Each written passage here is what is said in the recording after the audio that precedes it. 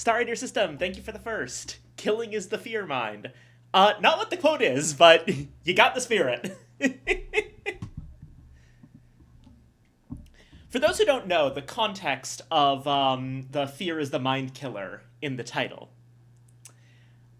is that it's part of a larger thing called the Litany Against Fear, which Paul, the main character, uses early on to calm his mind when he's being put in a very stressful situation. Wait, I got it. Mind is the fear killer.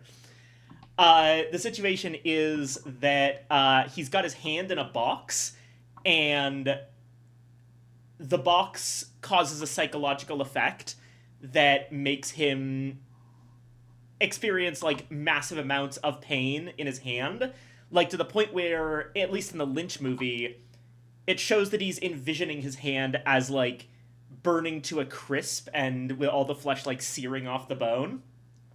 His hand is fine. The box just causes pain. It doesn't actually do any permanent damage. But the trick is that the test is supposed to be, quote, to determine whether he's a human or an animal. And an animal will gnaw its own leg off to get out of a trap. Therefore, taking your hand out of the box would prove you're an animal. And the person administering the test has like a little poison needle held to his throat that she will kill him with if he takes his hand out of the box. So, as part of the way to stop himself from instinctively pulling back and getting killed, he mentally starts reciting the Litany Against Fear, which is, I must not fear. Fear is the mind killer. Fear is the little death that brings total obliteration. I will face my fear. I will allow it to pass over me and through me. And when it is gone, I will look and see where it has passed, and there will be nothing, only I will remain. Broadly speaking, it's actually a fairly good litany if you're trying to do something about that. That fear is, at least in a situation where the fear is not of an imminent threat, because obviously if your fear is of an imminent threat, then it makes sense to get out of there. But if your fear is in any way irrational, it can be good to remind yourself of something like that. I'm very bad at this, I admit.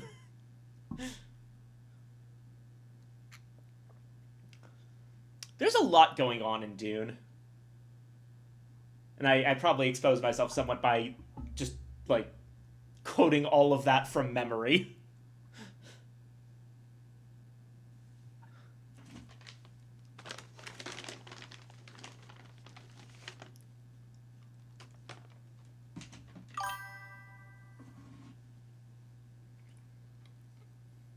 I skipped a line?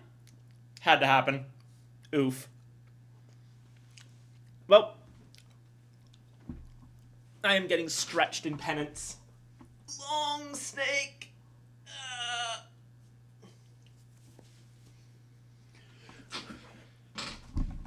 All right, what line did I skip? No,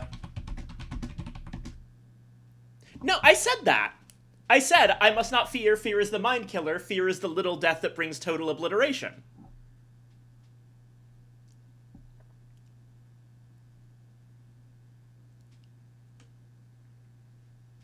I know I said that. Did my mic not pick it up? Also, hi, bass. Meowdy. Meowdy. Let me start inviting people. Oh, I was only half listening. Someone else skipped in time. Also, hi, Copper. It's good to see you. Alrighty.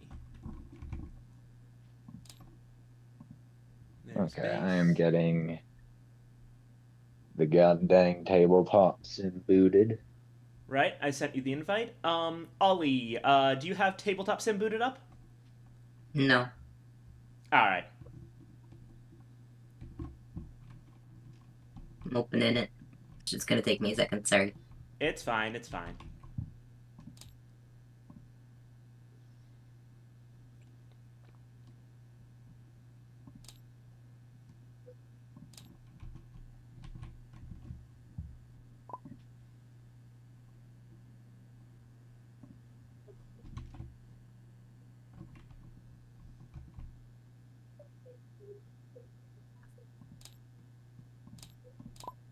There you are.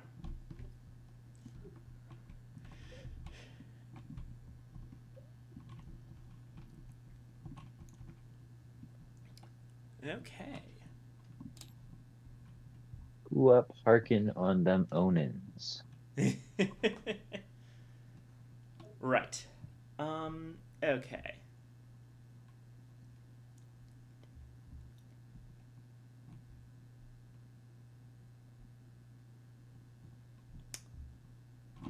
Right now, for people in chat, we are mostly just waiting on our other two players. There we go.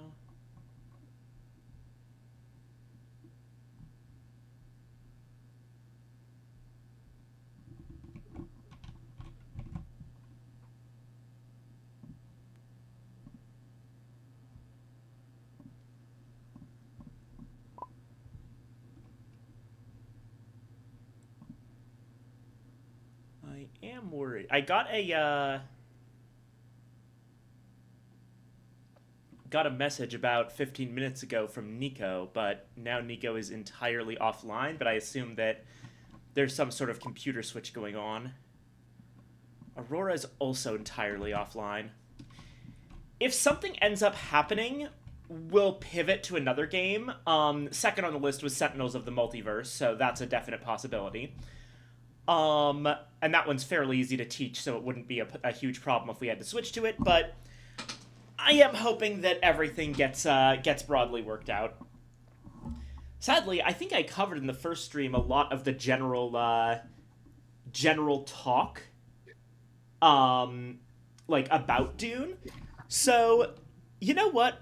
While we have a minute, let me talk a little bit about the advanced game, because what we've been playing this entire time is just the basic game. This is the simplified version of Dune, and it's really good as a way to get into the whole thing. There are some things I don't super like about the advanced version, but a lot of factions have some of their most interesting abilities come online in said advanced version, so I don't think any of the decisions are like bad design choices or anything. So, okay. The basic game is changed by increasing the number of spice blows, adding a spice advantage for holding a city or 2x siege, an enhanced Karama card, and an advanced battle system. So, first off, during the collection phase, in addition to any spice collected from the board, you get passive income from Arakeen and Carthag in the form of 2 spice, and 2x Siege gets 1 passive income worth of spice because it's a smuggler's stronghold. And it's assumed that you're taking over that sort of job. To qualify for collection, a player needs to occupy the stronghold only at the time of collection, which is consistent with how spice collection works in the base game. In Phase 2, Spice Flow and Nexus, instead of just 1 spice card being revealed, there are 2 of them with 2 completely different discard piles. What is up with my voice? There's a whole complicated thing that happens in terms of, like, what happens when you get 2 Shy Haluds, but effectively you're only allowed to have 1. It's a whole thing over here. Rules-wise, it's complicated, but in terms of actively affecting the game, it just means that there's twice as much spice on the board at any given time.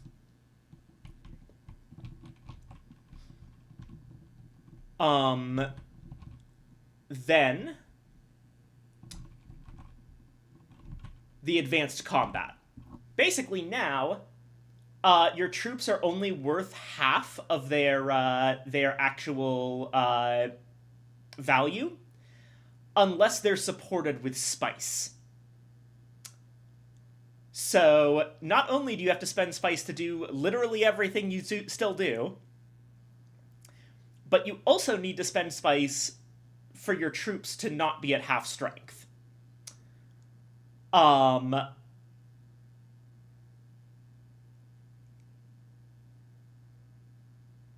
so yeah, that's the one thing I'm not sure I entirely like about the advanced game. I feel like this makes combat a little Well, bit weirdly fiddly. I don't know. It allows you to choose what you do with how many people you send and another level of adjustment. And consider it only one more level of adjustment within how many folks you want to send. That's a very fair point. Like, I don't think it's a bad design decision. I'm just not entirely sure how to feel about it. Hard to Um, explain, that's for certain. yeah. Then there's the advanced Karama advanced Karama cards.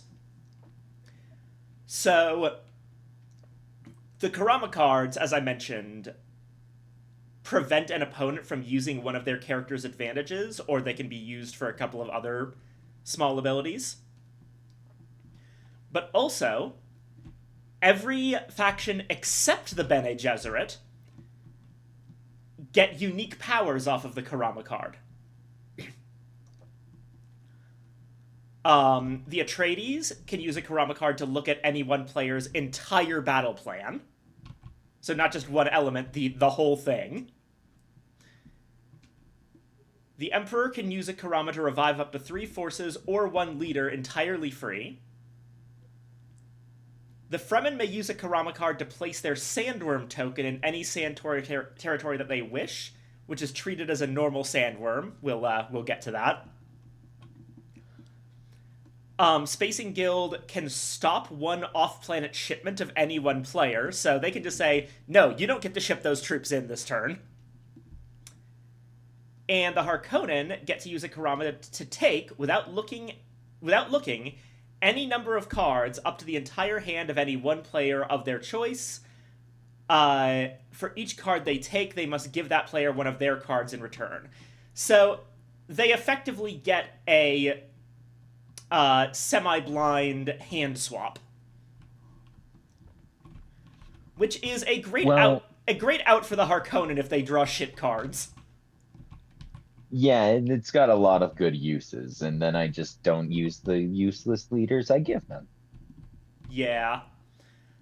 Then, in addition to all of this, every faction gets extra stuff for the advanced game specifically. So the Atreides get the Kwisatz Haderach.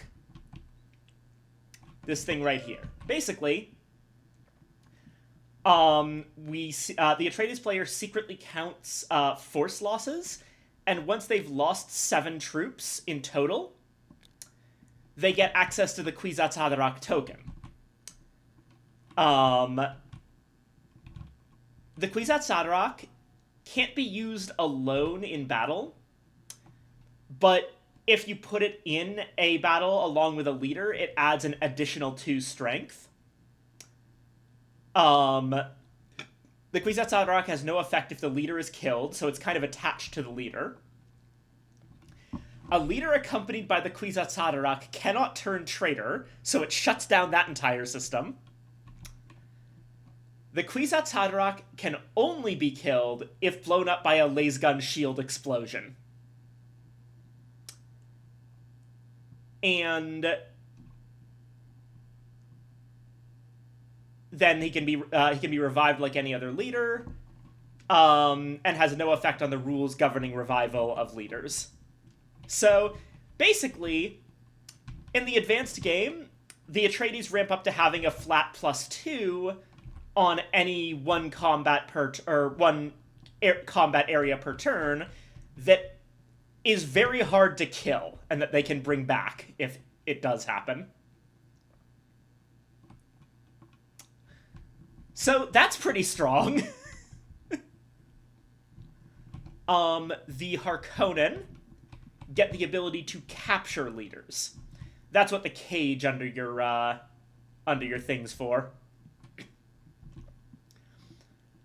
Each time you win a battle... Sorry? I said it's cute. Yeah. So each time you win a battle, you either get to randomly select one leader from the loser, including the leader used in the battle if not killed, but excluding all leaders already used elsewhere that turn, and put the leader face down into the Tleilaxu tanks to gain 2 spice from the spice bank. Or you can keep the leader and use it once in a battle, after which, if it wasn't killed during that battle, you must return that leader to its faction.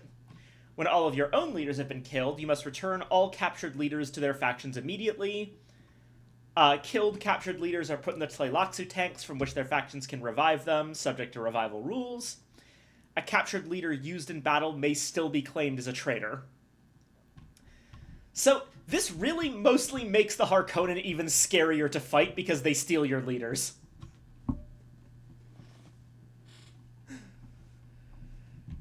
Which really helps with my freaking spice economy, and yeah, it fixes a lot of things for me.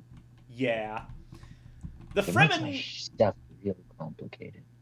Yeah. The Fremen get a lot of stuff to the point that, where you have to flip the card entirely over. Oh, Nico, I'll be there soon, getting food situated.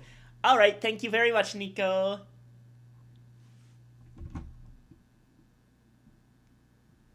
Now it's just, Aurora who's missing.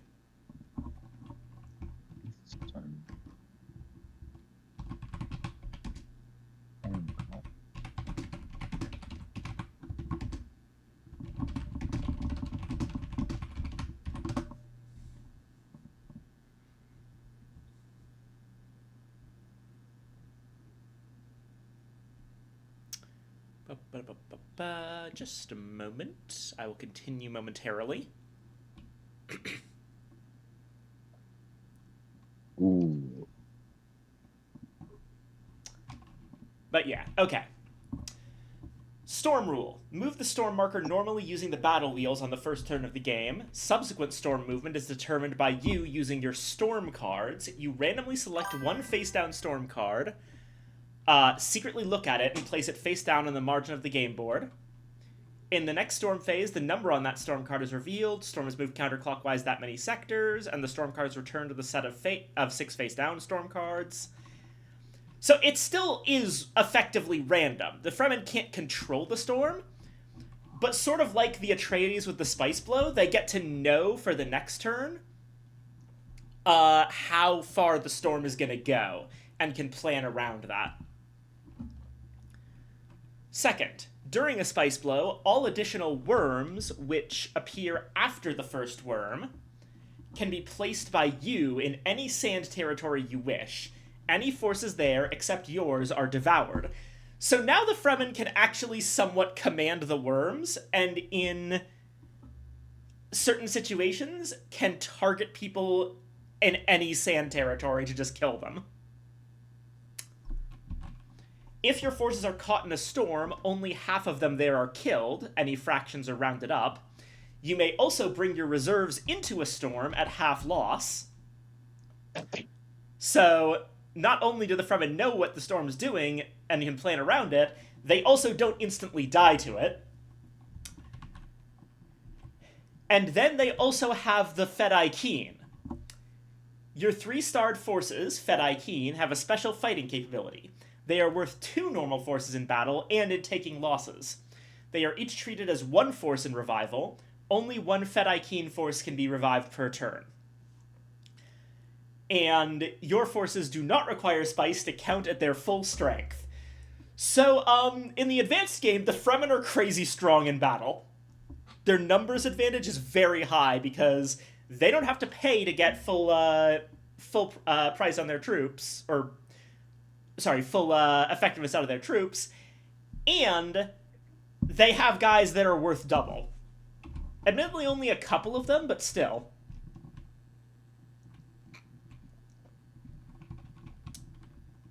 So yeah, the Fremen... Yeah, I imagine.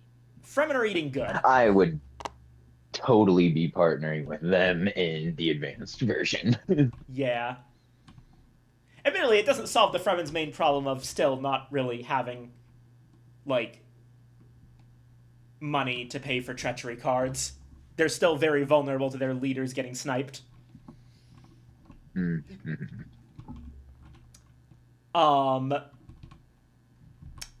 Then there's the Emperor, who in the advanced game has the Sardaukar. Your 5-starred forces, Elite Sardaukar, have a special fighting capability. They are worth 2 normal forces in battle and in taking losses against everyone except the Fremen. Your starred forces are worth just 1 force against Fremen. They are treated as 1 force in revival. Only 1 Sardaukar can be revived per turn. Yeah, they did the thing that exists in the book of like the Fremen troops being specifically trained to fight the Sardaukar and thus being able to mog them entirely. The Spacing Guild gets only a very small advantage, but it's a fairly impactful one, which is ship and move when you wish. You may take your shipment and move action out of turn. This would allow you to go first or last or in between other players' turns, however you wish. The rest of the factions must make their shipments and moves in the proper sequence. You do not have to reveal when you intend to make your shipment and move until the moment you wish to take it.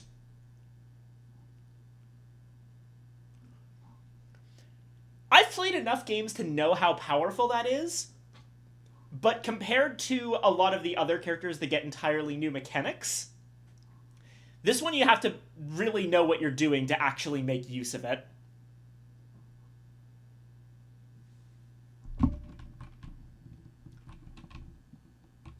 And we don't have access to the Bene Gesserit sheet, but I can tell you that the major thing is that Bene Gesserit troops are double-sided. They've got one side that is a regular troop, and one side that is a peaceful advisor.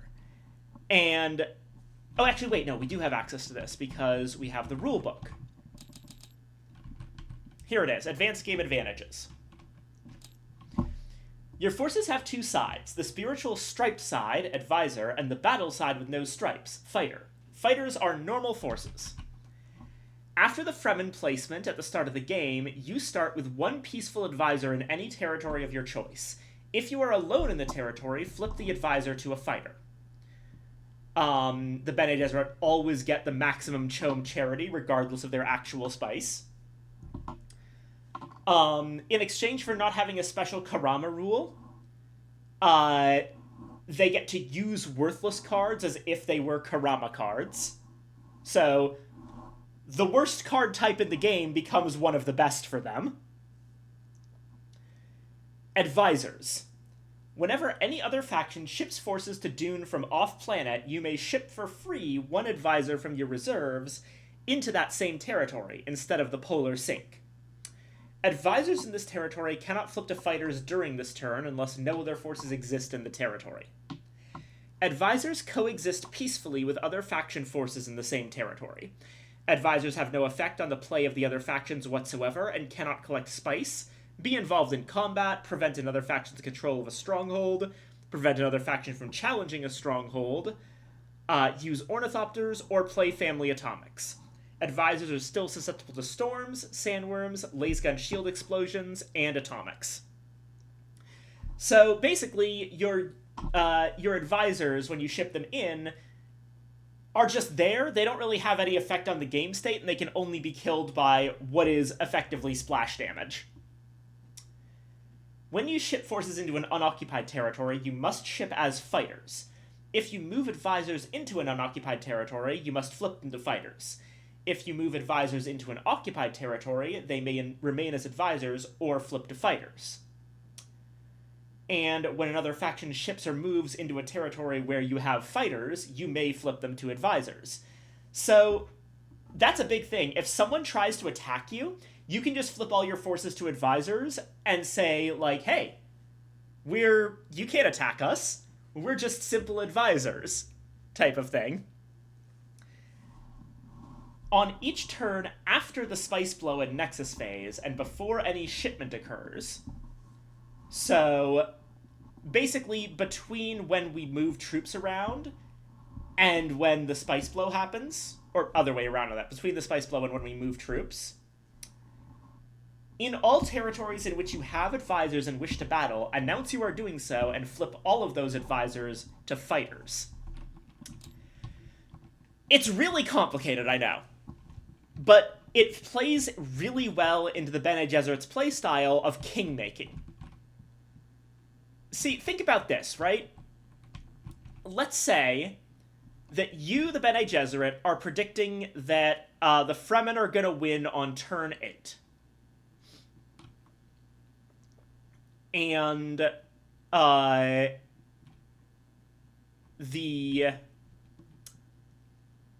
you've got some advisors in both Siege Tabar and Habanya Siege, and you know the Fremen are planning on attacking, like, Arakeen.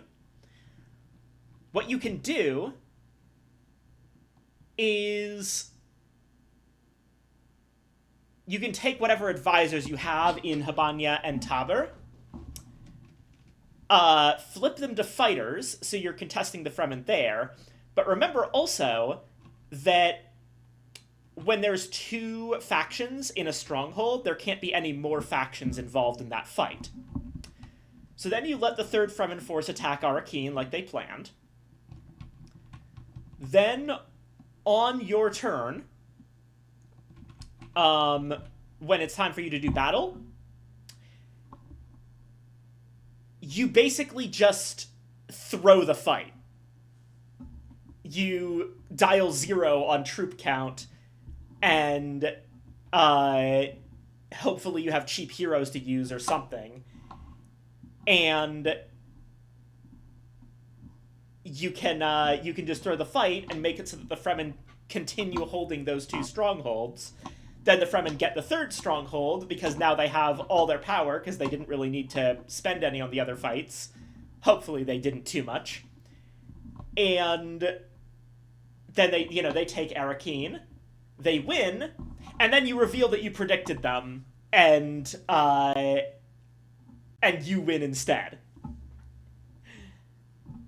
There's all sorts of stuff you can do like that. Now, obviously, you probably want to be a bit more subtle than that, because the Fremen might figure out what you're doing and then just not attack Arakeen.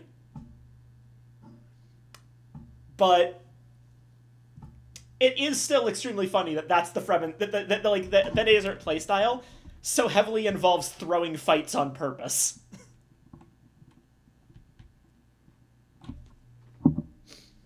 And yeah. That's the advanced game.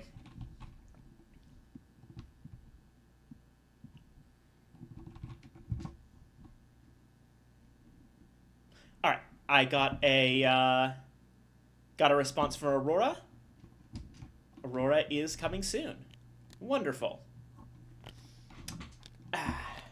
I will take this moment to also probably figure out dinner when that happens.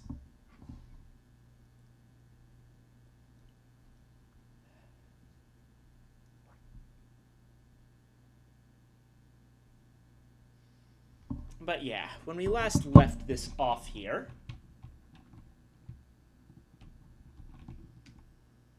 we have the alliance between the Fremen and the Emperor, the alliance between the Atreides and Harkonnen, and the Spacing Guild is unallied, in their lane, flourishing, unbothered, etc., etc.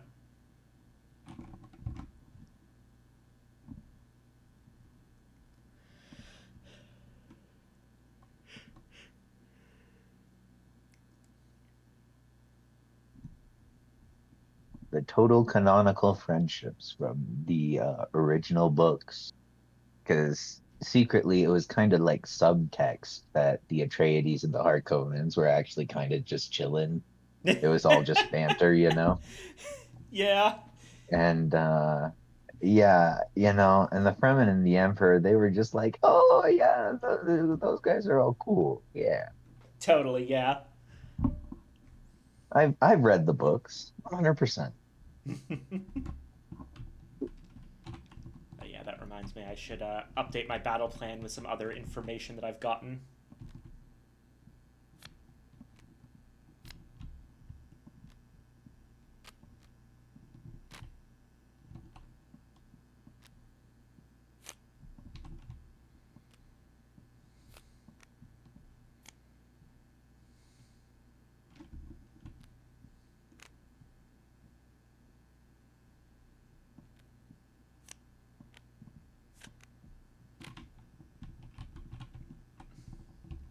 Anna, what does this look like for you?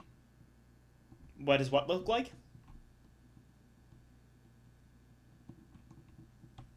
Does like my character have any special effects on it or anything? Because Your I've got a you put a blindfold on, yeah. You've okay, you got can tell. you've got a little well, first off, it put up a message in the game I chat can that, smell you. "Hi, Nico. Hi, hi. I will So invite you sorry. right away." Meowdy. Yeah. But yeah. Oh, you're not quite online yet, it looks like. Um, but yeah, no. Two things. First off, it puts a message in the chat saying, like, Base for Beans has put on the blindfold and cannot see anything. Base for Beans has taken off the blindfold and can see everything.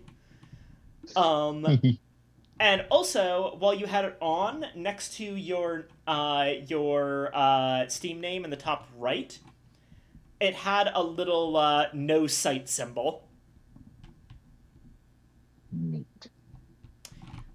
Yeah, let me show you myself. For the record, everyone, this is what being hold on, let me invite Nico. This is what being blindfold looks like from the player's perspective.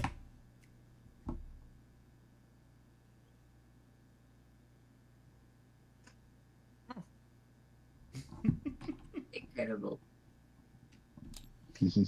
Righto. Unblindfolding.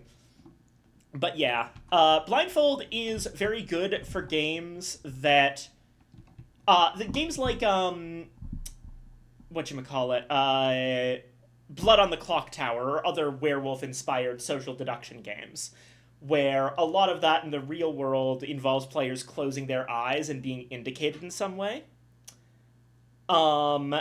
That using that blindfold system is kind of designed for that concept. And making it work in a totally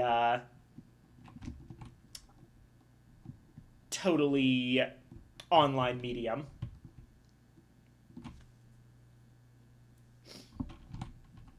But yeah.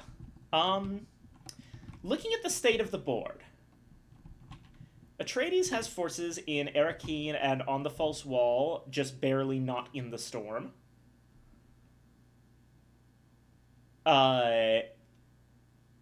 Yeah, False Wall East specifically. Harkonnen's got forces in Carthag, but not much anywhere else beyond the gap right here. Fremen are in Habanya and Tabar Sietches, as well as some of them hanging out in the Minor Erg. Emperor is just all over the place. Emperor does not have any particular strongholds claimed, but is neatly spread out among multiple territories that are possibly able to come in to defend ally strongholds, which is potentially something.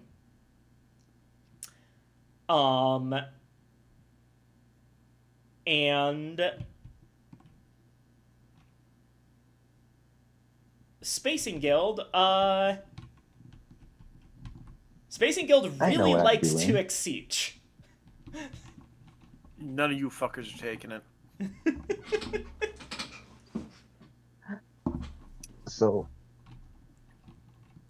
I'm gonna be picking fights. That's what I'm gonna do with my life. Mm-hmm. I'll let you know when I can get back to the game. Yeah. Spicy Bank. Spicy. But yeah. All right. Oh, I see an My Aurora. microphone is not on. Was not on for the longest time. Sorry, took me a minute to see you there. Here is your invite. Thank you. And with that, we are ready to start.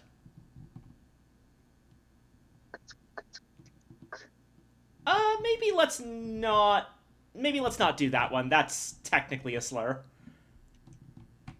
What? Oh, I see what you were doing. Never mind, my bad. What? I was just clearing out the E. Right. Sorry, I thought you were just... I didn't realize you were going to redraw the Y. I thought you were just erasing the E, and I'm like, no, please. No, God, no. Why? Yeah, why? Why? I'm so sorry. Okay. Look at Anna just assuming the worst of us. Shaking my head. I'm technically in charge of the stream, which means that it is my job to make sure everything stays, like, reasonable. Like, language is absolutely fine. I swear all the time.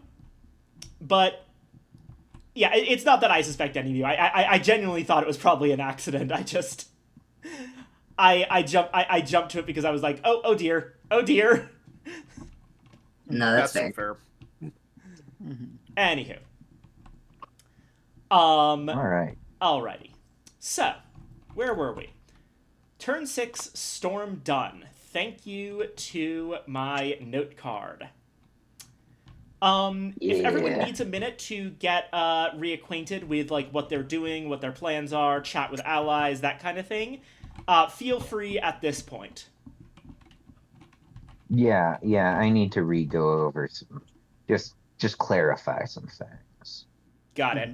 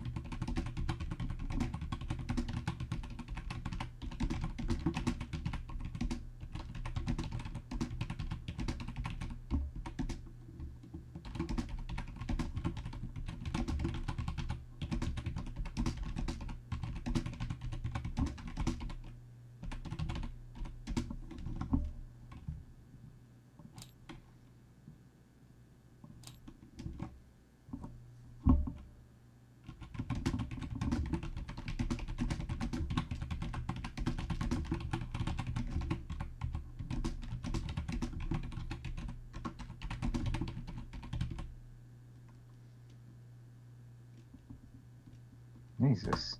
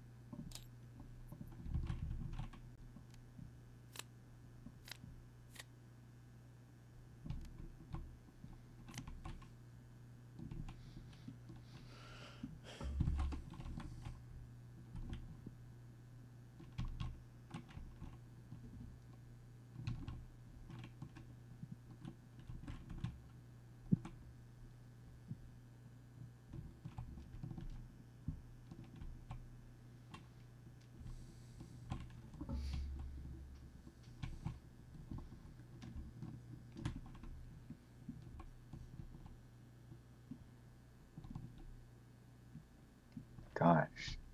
Good streaming. Yeah. Yeah. Apologies. We all text each other. There's a lot of stuff going on. Sorry, I'll try to fill the time a little bit. I didn't want to distract anyone, and I was busy doing a couple things myself, but... You're fine. Yeah. We're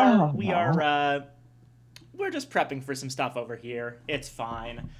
Um, Fine, don't worry about it.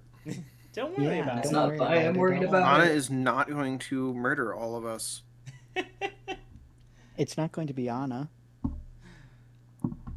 Oh, right. Beans will not be killing us. Hmm.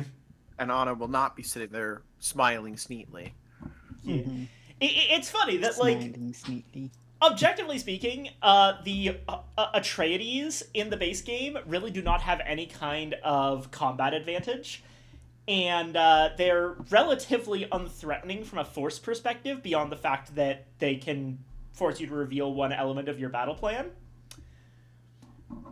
But the problem is the Atreides have so much information about you that they just kind of end up being scary by virtue of knowing what you can do. I see.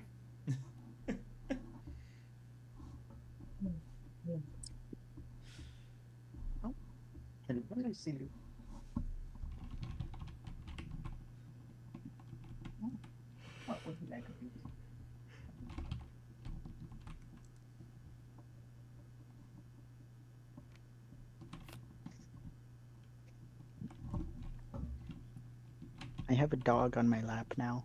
Yay! Doggy. Got that Don't dog brag. on you? To introduce some basic characters while I'm at it. At least in the Atreides lineup of characters is probably the most recognizable to people who have read the novel, since the Atreides are the viewpoint characters in the novel, and their characters are going to be a lot more generally relevant.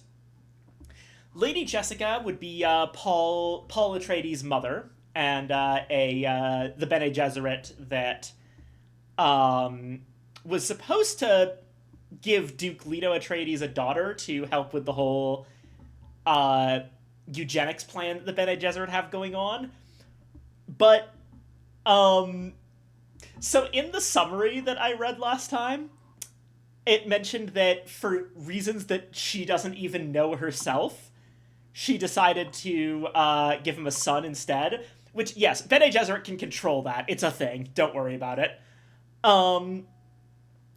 What the summary did not say, and what is very obvious if you read the book, is that she just genuinely fell in love with him, which is not supposed to happen when you're a Bene Gesserit. You're supposed to be, like, above all that.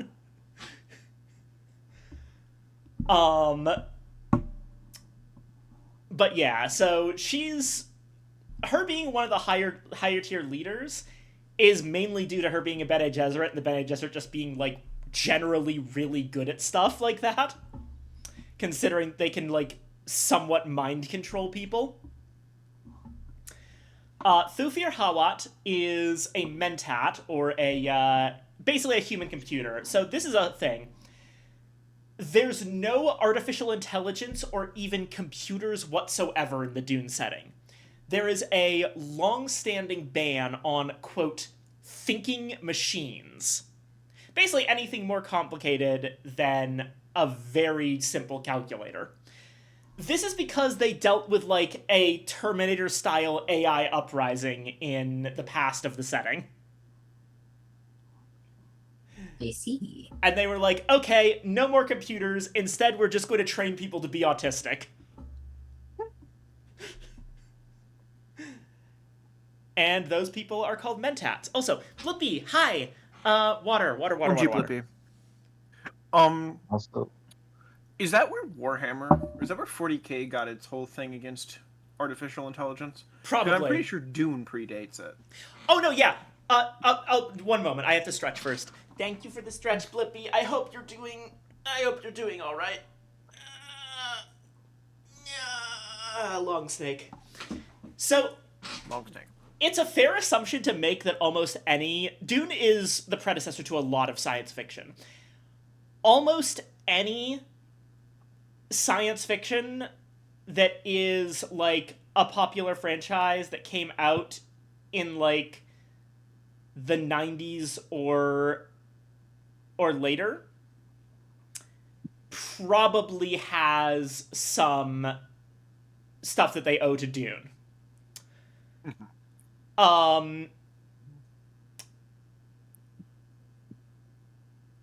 And yeah, like, almost certainly, like, 40K has stuff they owe to Dune. Like, Dune kind of pioneered a lot of the concepts we now recognize as, like, space empire. One of the really big ones, when it comes down to it, is that Star Wars ripped off Dune extensively. That checks out. Yeah. I mean, Star Wars even starts on a desert planet, so... Exactly. The Spempire, Space Empire. Yeah, no, Tatooine is just Arrakis. The fucking Sarlacc is just a sandworm.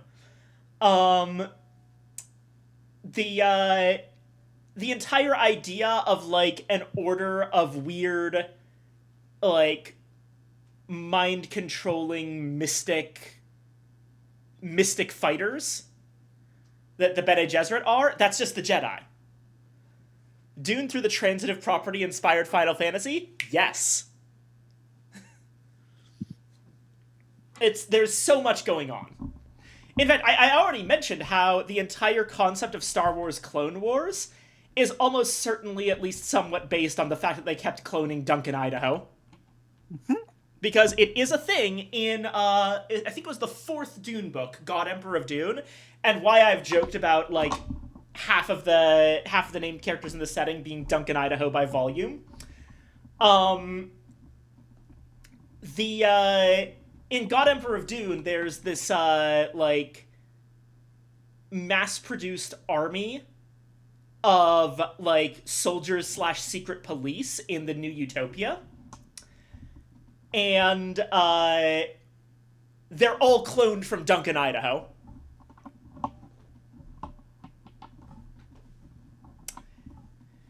You might the man that never dies. You might be wondering why, considering he's such, like, a low numerical value in the leaders. Duncan, Idaho isn't the best leader, but he is an incredible fighter.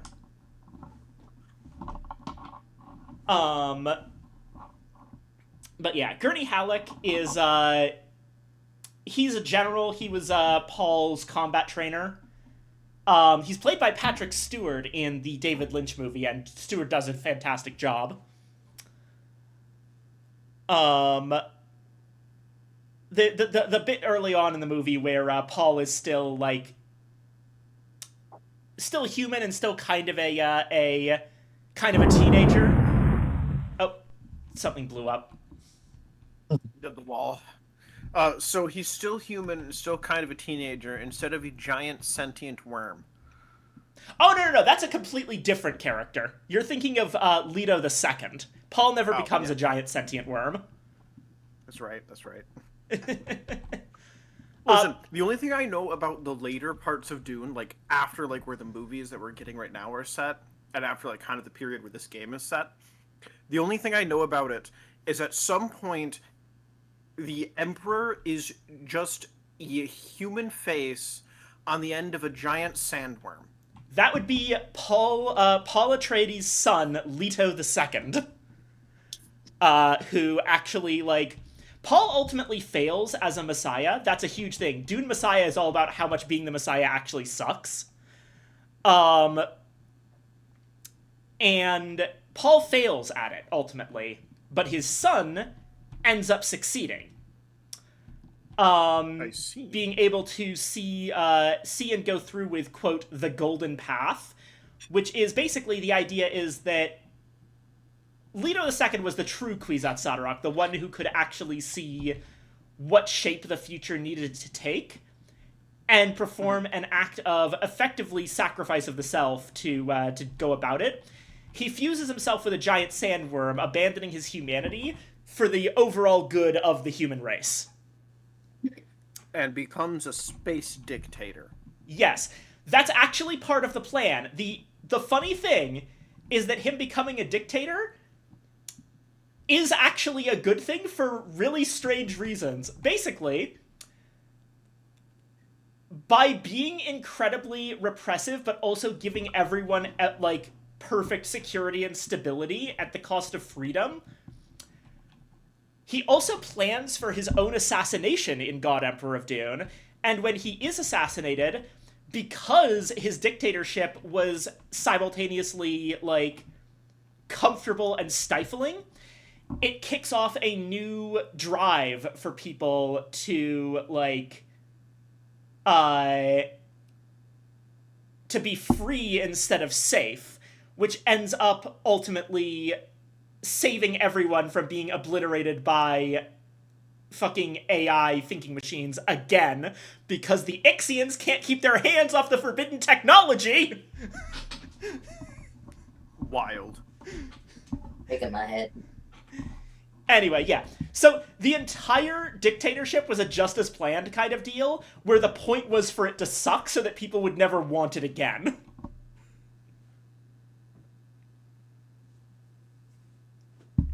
You can't even say that Bro was playing 4D chess. Bro was playing at least 12D chess. Yeah. And the funny thing is, part of this was that he terraforms, like, he finishes the project to terraform Arrakis, right? And now it's like a lush green world, and all of the sandworms are extinct except for him. And the trick is that when he's assassinated, it actually completes the sandworm life cycle, releasing their larva, the sand trout, back into the ecosystem, causing Dune to be reverse terraformed back into a desert planet.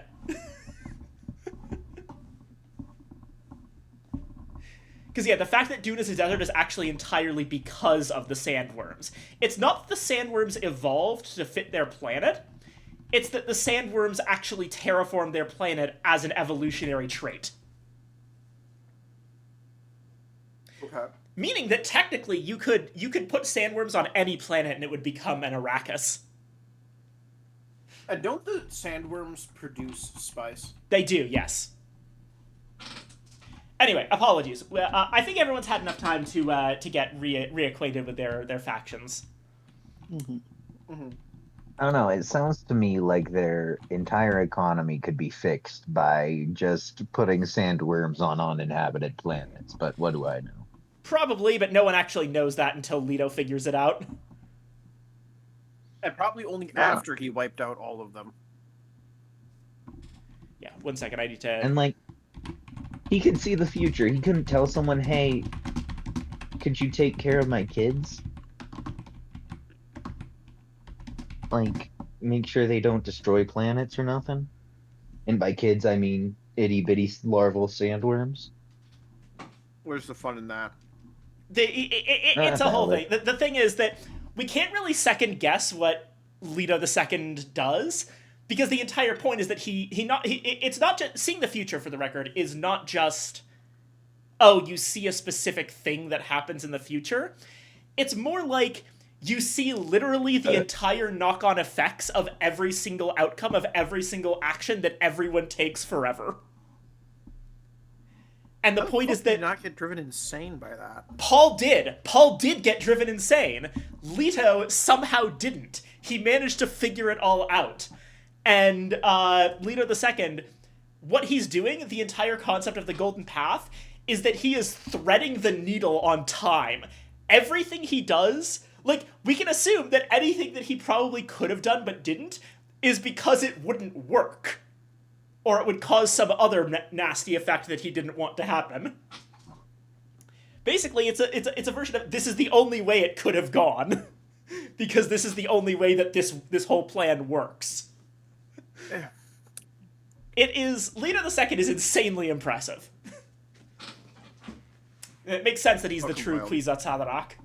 Paul gets massively paralyzed by being able to see everything all the time, and ultimately blinds himself and abdicates the throne and wanders off into the desert to live as a hermit rather than accept the path that he has to take involves... That's the other thing.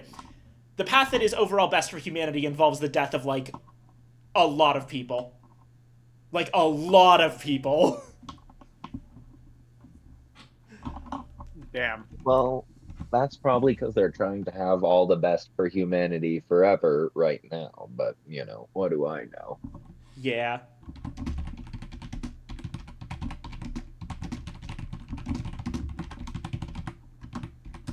I'm gonna walk up to God and say some snarky stuff and then say, well, what do I know?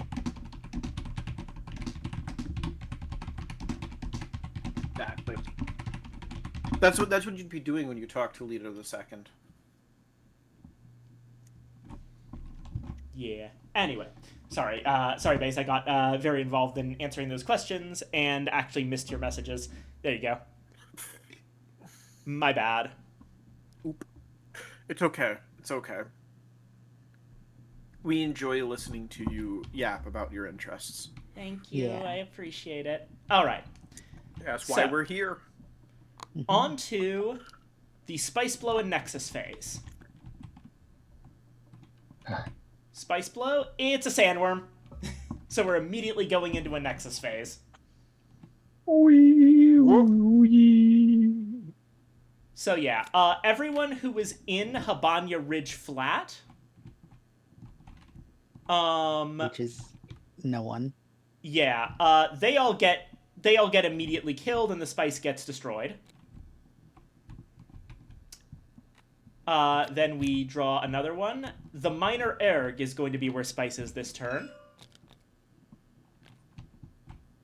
Minor Erg is... right here. Oh, did I predict it? Yeah, that was unpredictable. Like, even I only knew that there was going to be a Sandworm next turn. I didn't realize it was going to be at the Minor Erg. And that's unfortunate considering the storm movement that's about to happen. Storm already happened, didn't it? I mean, next turn. Yeah. So, like, anyone who goes there is definitely getting stormed. Mm-hmm. Alright, so, at this point, we have another Nexus. Anyone who is in an alliance may choose to break that alliance. Anyone who is not in an alliance can proposition an alliance to anyone else who's not in an alliance, and anyone who breaks an alliance can join a different alliance. I will say that I do not intend to break my alliance with the Harkonnen. I like my alliance. I'm sorry, Ollie. I'm sorry. This was planned. Nico Yeah.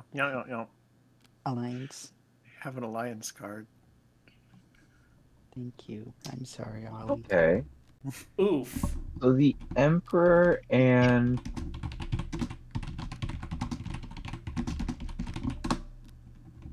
And the Emperor is left to their own devices now. Yeah, the oh, Emperor... it's the Fremen and the Spacers Guild. Yeah, the Fremen and the Spacing Guild are allied now. This was planned months Yeah. in advance.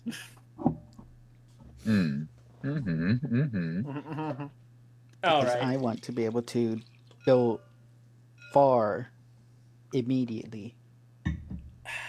Okay. Interesting. More communication is required.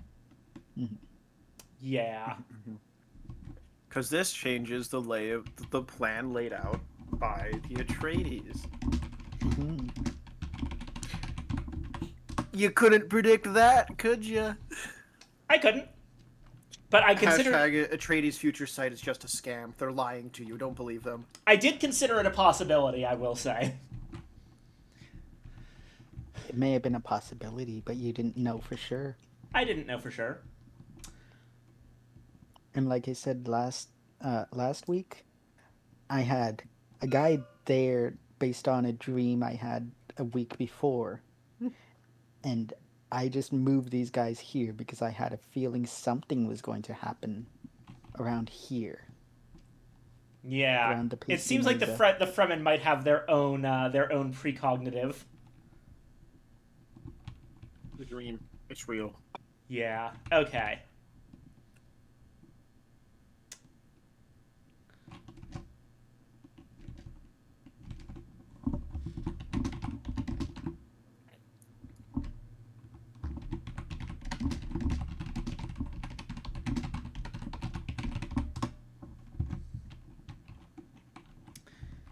Okay. So what This is happens now? interesting.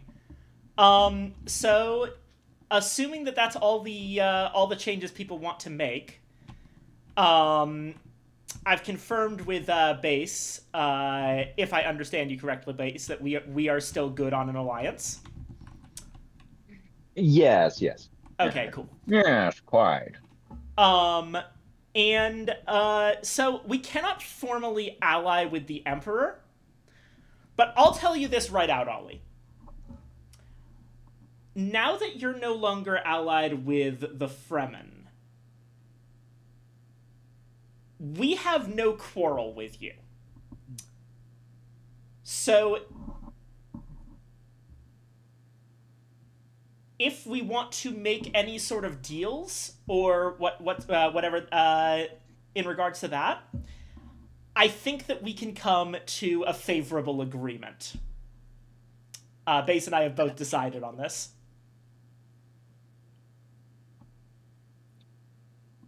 Indeed. Nodding my head. Right. So as long as you don't like directly fuck with us, we'll focus on the Fremen Spacing Guild Alliance and let you focus on them at your leisure as well. Be careful. I am insecure and easily insulted. Alrighty. I'll cry. I swear. I will be playing for myself.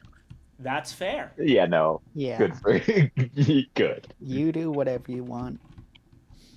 This was just a somewhat better deal for me, personally. Wonderfully slimy. It's very Dune. Anyway. Plus, you don't use my 3 free revives for yourself. So Hell yeah. All right. Okay. So now we go on to Chome Charity. Does anyone want to claim Chome Charity? I believe I do. I've got the 2 spice from last turn. Alrighty. Chome Charity. I would like to claim the charity. I'm not poor enough to need it, but I'd like to claim it anyway. Chome whacks you over the head with a stick.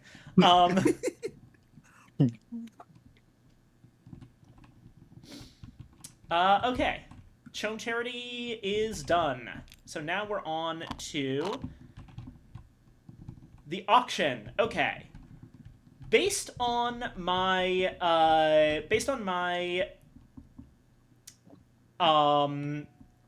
general information here, the only people who should be able to participate in this auction are the Harkonnen, Fremen, and Spacing Guild.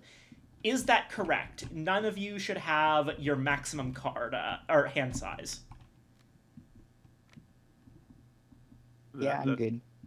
That's as correct as I am aware. Right.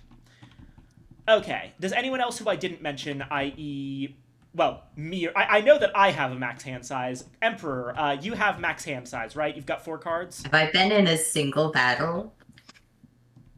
Yeah. No. Yeah. Okay. No battles. Righto.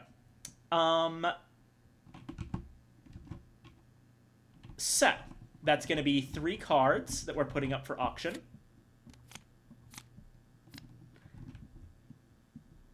And our first one's going to go to Fremen. Let me take a look. Interesting. Okay. All right. I will hand this card over to my ally to take a look at what it is. As usual, I've sent it to your planet. What if I give you no spice and you let me see the card anyway? Well, if you put a 1 in front of that no spice, then yes. 1 no spice. Yeah, so 1-0 spice. Or in other words, Spice? 10 spice, motherfucker. What if instead of 10 spice, I give you no spice, but I give you this stale, cream-filled Long John with classic white icing that I have sitting here. Um, compelling argument, but have you considered, go walk into the desert? No still stew. All right. Listen, I knew you would probably charge me an exorbitant amount, but I was like, I need to at least make at least one joke here. Might as well try. All right. Okay. If there's a chance, might as well go for it. Righto. So we're starting off with the Fremen with the bid. Oh wait, is it Fremen or Atreides with the bid? I am not participating, so it's Fremen. Yes. I'm at right. max hand size. My only job is to effectively be the auctioneer and know what is up for auction. Mm-hmm. All right, Harkonnen raises to 2. Spacing Guild raises it to 3. Fremen Skip passes. Harkonnen? Yeah. Spacing Guild takes it for 3. Let me guess. It's nothing. Yeah. Nothing. Jimmy, get this guy a card with nothing. Nothing? Hey, if anybody has family atomics, I need you to blow up the wall. For no reason whatsoever. Alrighty. It'd be really funny if it's Viking that has it. I suppose you'll never know. Never know until after the game. Yeah. Next I'm crab. only saying Viking because it would be the objectively funniest option. Either that or the Harkonnen, but This is one of those funny cases where the stream audience gets to know something that the actual players don't, because the stream audience can see my hand, and they can see whether or not I have the card. yeah, I'm actually... Shit, I can remember how to hide things. It's fine, I'll just go continue to loop Thunderbringer. Gotcha. I've been looping that song for weeks. Nice. Non-stop. Alrighty. So, next card up for auction. Let's take a look. Oh shit, I forgot to put my spice down. There you go.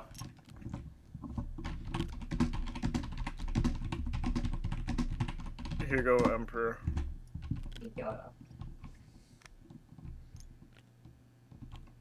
Ah,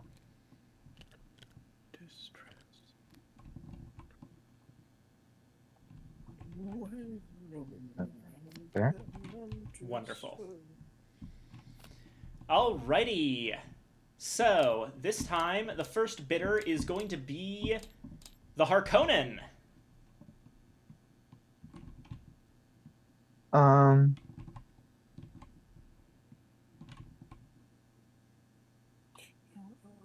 Judgment Nico. Wait, would do you they? like it? No, Space Nico Guild? Nico doesn't get to bid I don't get because to roll. full. Yeah, I have 4 cards. Then it's to Okay. me then. Yeah.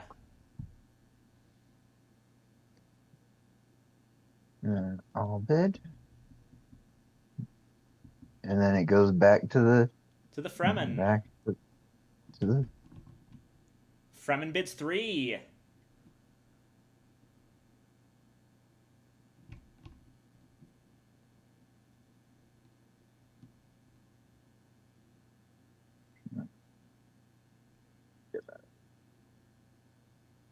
there's the There Harkonnen it bids goes. 4.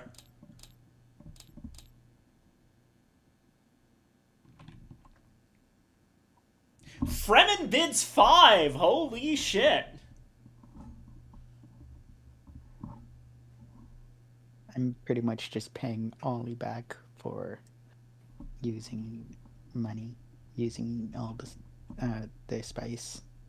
I did. Thank you. Triple checking.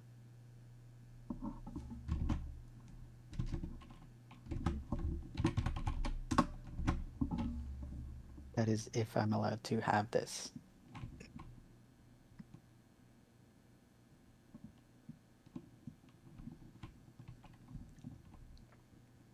Double checking.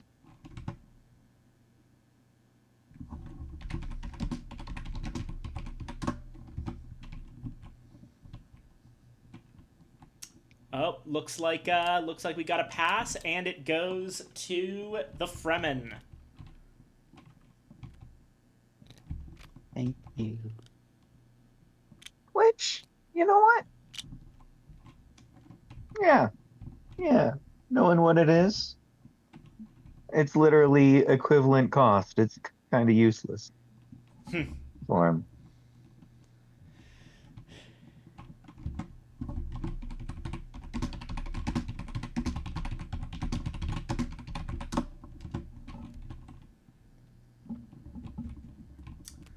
Alrighty.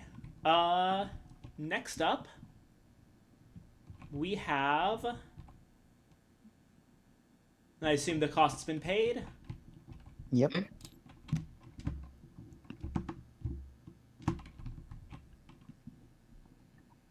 Righto.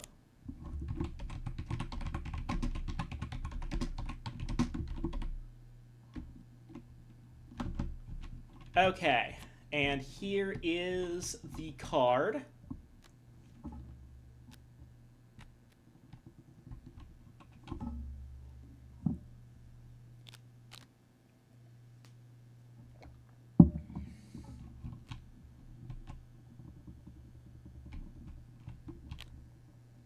Alrighty.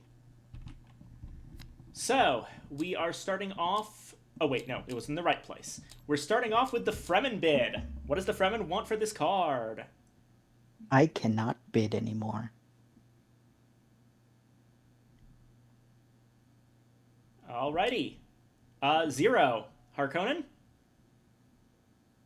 Harkonnen takes it for 1. I mean, I'm the only one in this bid now, right? Yeah. Yeah. So I grab this one, Mm-hmm.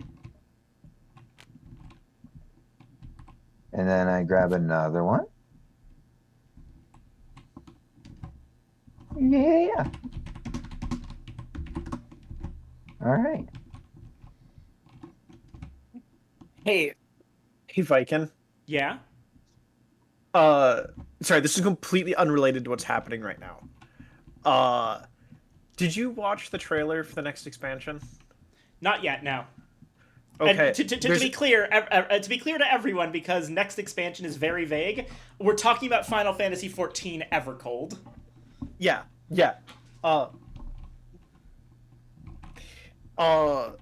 Not to go into any specifics, but there's an individual that appears in the trailer that one of my friends was just like, I need him on a visceral level. And another friend was like, man, I hope he's a shard of X character. And I'm like, hey bro, is it self-cessed if the other person is a shard of your soul? Yeah. To which the response I was given was, no, because it might be the same soul, but you're a different packaging. Yeah. The weird thing is that Sorry. most of the time, shards are basically identical to the original person, except in the case of the Warrior of Light, because our canonical shard is Ardbert. Oh, but no, I'm excited for the expansion. I hope you are too. I am, yes. Anyway, back on topic. Okay, Levi, I will move the donut. You can go back in your bed. The donut I was trying to bribe you with was sitting in Levi's cat bed. It's still in the box. I wasn't trying to bribe you with a donut that was covered in cat hair.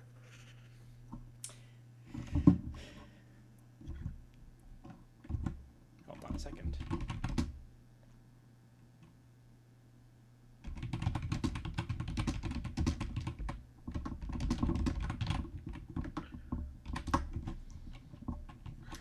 Anyway. Right.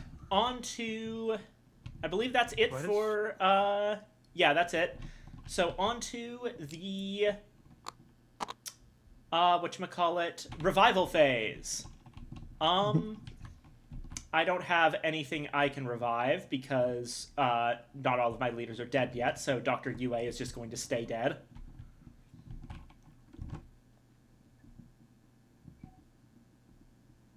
Hey, Wait, I forgot to poop, and then that goes to the Emperor. Sorry.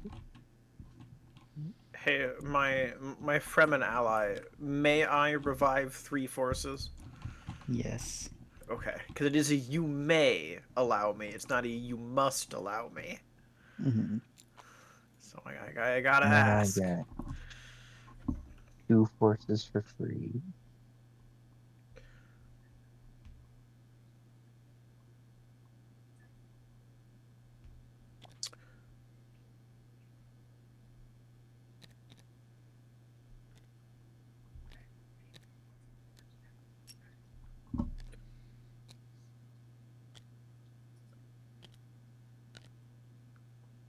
We're gonna eat this And stale then donut. each revive costs how much? It should be 2 spice per revived troop. Gotcha.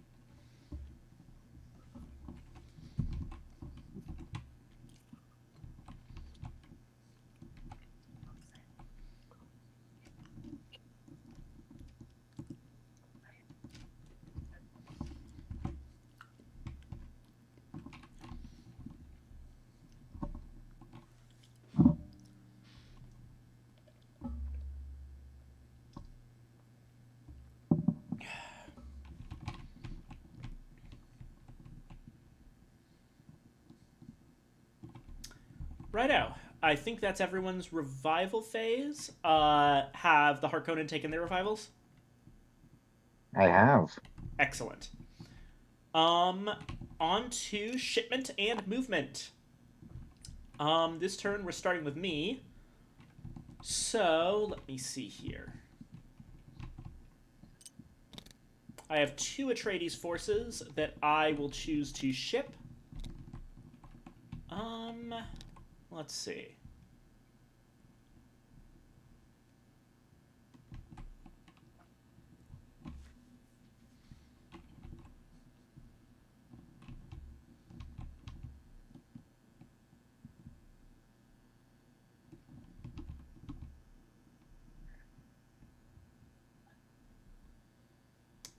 Um,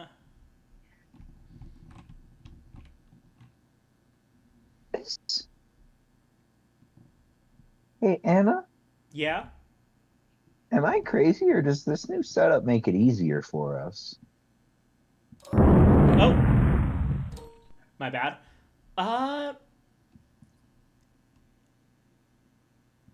not certain, actually. Because, yeah. Anyway, I'm excited for it at least. Um, I'm considering whether I'm gonna to. ominous post in the chat.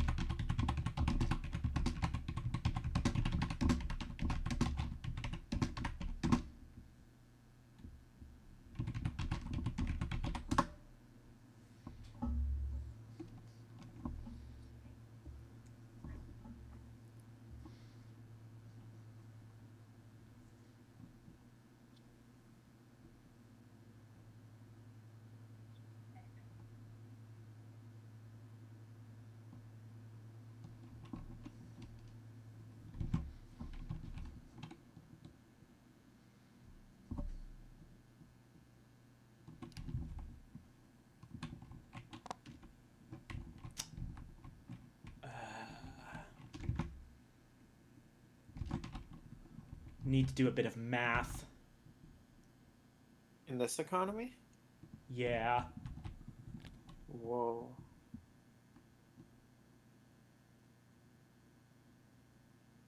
Yeah, and there's no way. The Fremen are definitely gonna threaten there. That means...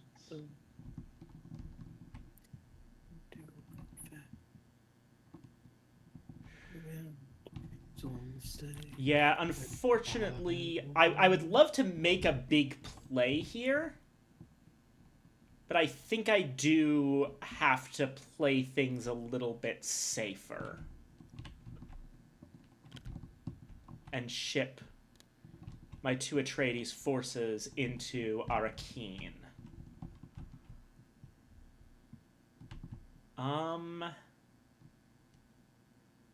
When did that Fremen dude get into the polar sink? I believe that It's within 2 spaces of the Great Flat. I believe Aurora is signaling intent for the Fremen's own movement, shipment and movement phase. They're not actually officially there yet. Yeah. Understood. Can units even sit That's in the why they're polar upside sink? down. Yeah. It's within 2 spots of the Great Flat. Yep, polar sink is allowed. Oh. Did they just not put the dotted lines in there because otherwise it just make the sink too fucking hard to see? Yeah. Or is the polar sink not affected by the storm? The polar sink is not affected by the storm and is considered neutral ground, so no combat can ever occur there, no matter how many people are there. Mm-hmm. Oh. Yeah. That's interesting. It is, yeah. Okay.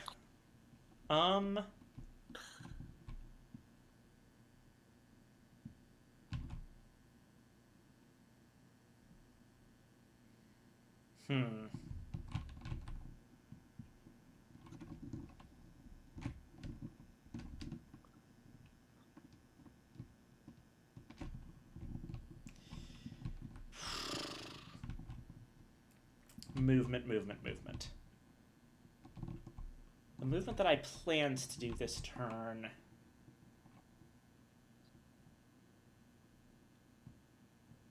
isn't really gonna work.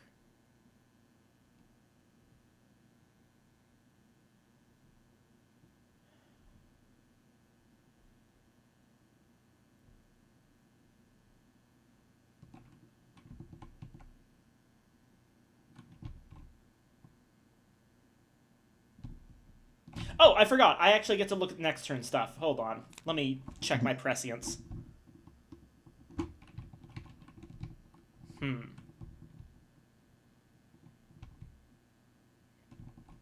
That's not going to be super useful. Yeah, no.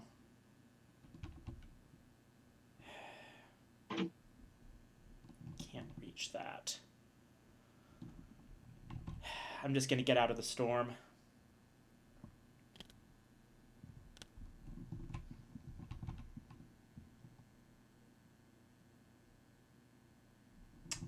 Alright, that's my movement.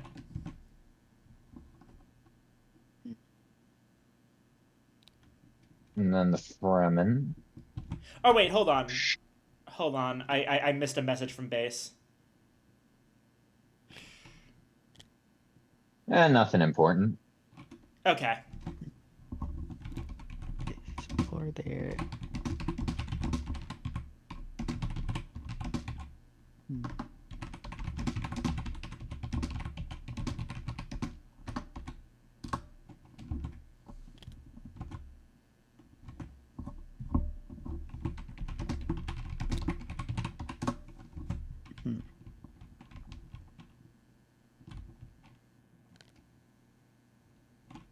And you have almost twice as many of mine, as many troops as I do.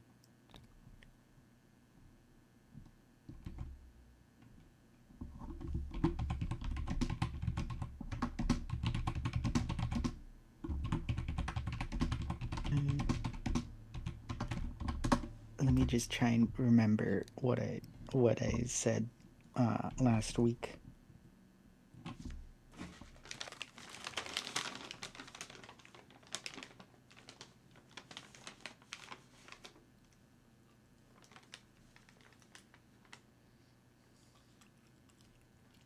where was it?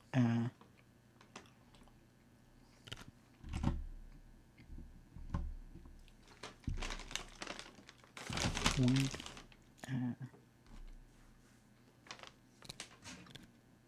need one there.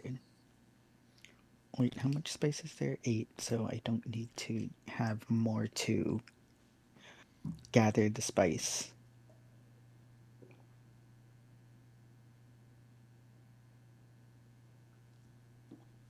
Hmm.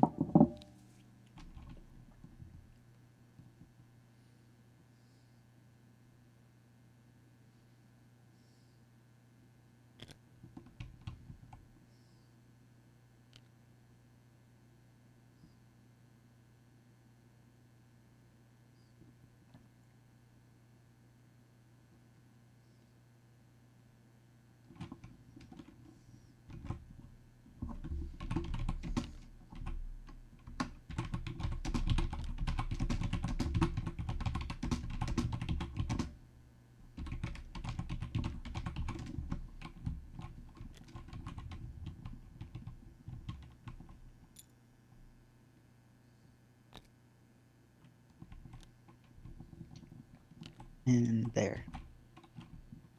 Since there's no longer an immediate threat to what I want.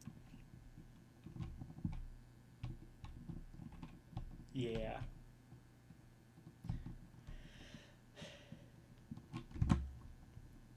Now it is Alright. the Emperor's turn. Before the Emperor takes their turn, I'd like to send the Emperor a message of aid. The lubricated Emperor will hear your message. Alrighty.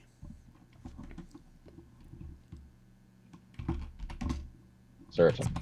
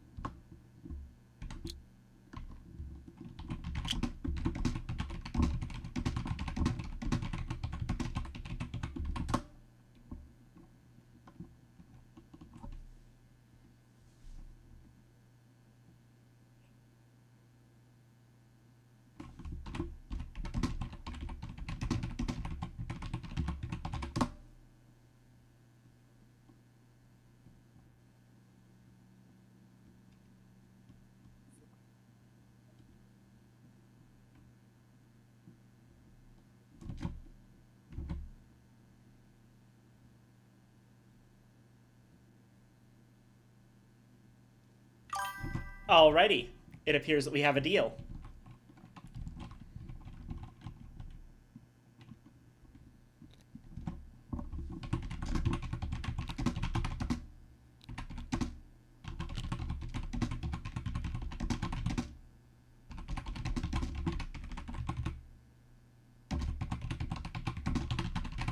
Well,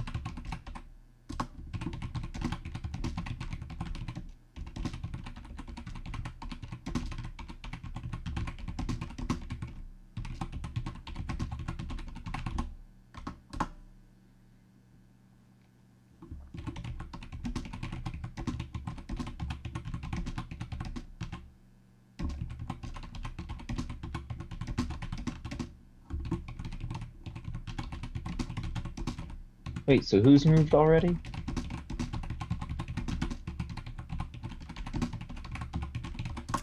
The Fremen were the last to move, and we're currently deciding on the Emperor's move. But I have just made a deal with the Emperor.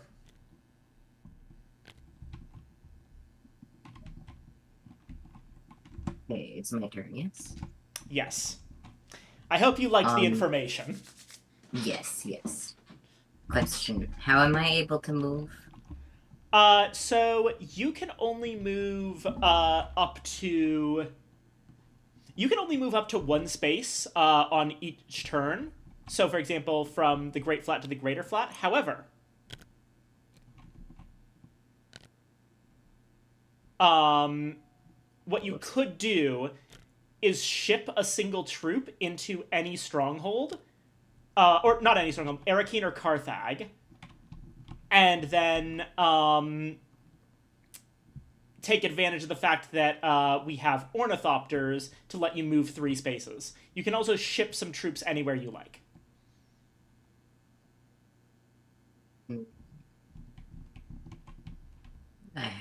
Am I able to ship and then move? That's generally how you do it, yes. Okay. Why is there suddenly a sandworm in the Great Flat? What? I don't know. He just appeared there when I lifted up my guys and put them down. I see. I love a good sandworm. Why are you poking their mouth? That's so impolite. I wish to send to Emperor. Oh, wait, hold on. Yeah. To Emperor Force here. I think all these freaking sandworms And need a that's dental check. 4 for 2. I mean, just 4 for 2, yes.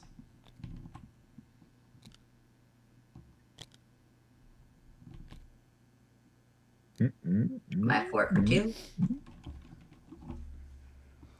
And then how does attacking work? You just move into a space with another faction. Out. So you can't actually That was move 2 2 spaces because you Is that 2 spaces? False Wall Yeah. West It is. to Habanya Ridge Flat to Habanya Siege. So in order to do that, Ah, I didn't realize that that's how that had to be moved. yeah. So like I said, consider this: instead of putting those 2 guys onto the Emperor's force itself for 4 spice, spend 1 spice to put a single guy in Arakeen, and then move 3 spaces because now you have access to ornithopters and can move 3.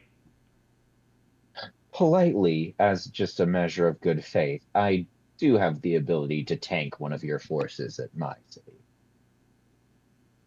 What's an ornithopter? Basically, if you have troops in either Arakeen or Carthag, your movement becomes 3 instead of 1 for as long as you're there. I recommend Carthag, personally, for me. The only reason I offered Arakeen was because that's the one that I can offer myself. I don't want to make any statements for base, and base might just obliterate you or do something crazy. Well, I simply thrive off of battle, so, like, this gives me a chance to throw away some worthless cards if he chooses to fight me. It's just good for me if he chooses Carthag. That's fair. That's fair. So I either ship way. to 2 locations at once or just 1? No, just the one. So you would have to lose the 2 forces you shipped into Falsewall West, ship, like, some amount of forces into Arakeen or Carthag, which would be cheaper, and then move your forces into Habanya Siege. Or you could be particularly rude to me and ship just, like, a massive amount of fighters in there, and then I'd be upset. But, you know. It's fine. It's just the Harkonnen. What'll they do? Splash in their oil bath? So I put 1 there and then I can move 3 spaces? Could I Yes, you can. ask you to reconsider to Carthag instead No. of Arakeen? No, you cannot. Okay. Why not? Because I'm a little guy. I'm not trying to trick you, I swear. I'm scared. But valid.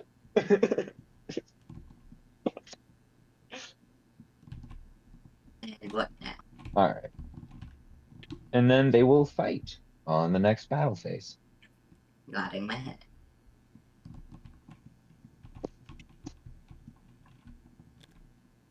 All right. Well, that still frees me up a little. Ah, it's the battle wheel. Um,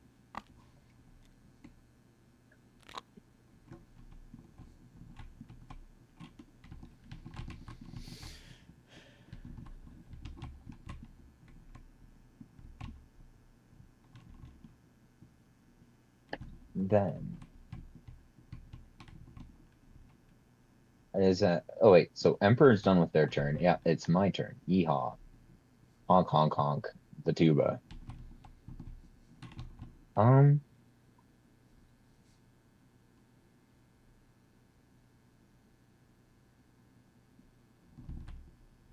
I'm going to reinforce uh one little goober at Carthag, and then wait, movement's free, right? Movement is free, yes. Okay, then these guys are going to Haga Basin.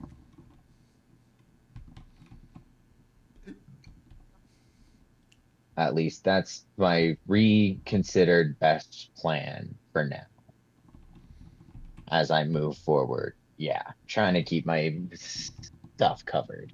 Gotcha. Yeah. All right.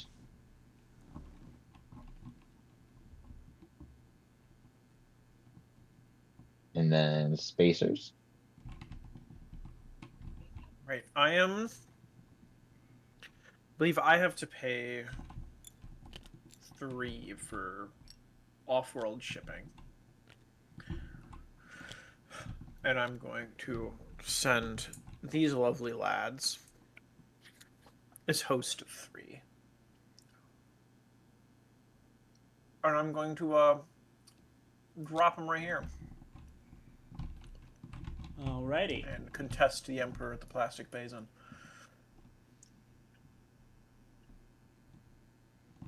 Okie dokie. Alright, that's everyone's movement. So, we go on to Oh, no, battle. that was just my shipping. Oh, right, that's your shipment. My bad. You have movement. Yeah, I still have movement. Where do you wanna go? What do you wanna do? Keep in mind you only have one movement because you don't control Arakeen or Carthag. Alright, that is a lot of people against the Emperor. I've decided the Emperor is a little too close for comfort. I've just Oh, been boy. sitting there. I forgot I even had guys there, honestly. Well, Honestly, just for anxiety purposes, I would have. Yeah, I understand why you didn't choose to put dudes with the Harkonnens. Yeah. Alright, there's gonna be a lot of fights this turn. This is exciting. Okay. So are we finally, my the bad. gauntlet has been thrown. Are we good now to go on to fighting? Yep. Okay. Yes, but I don't quite remember how to fight, so I'm gonna have to ask a lot of questions. So the first player right now is me. So we resolve the fight in Arakeen first. So as a reminder, you can dial troops up to the number of guys that you have there. And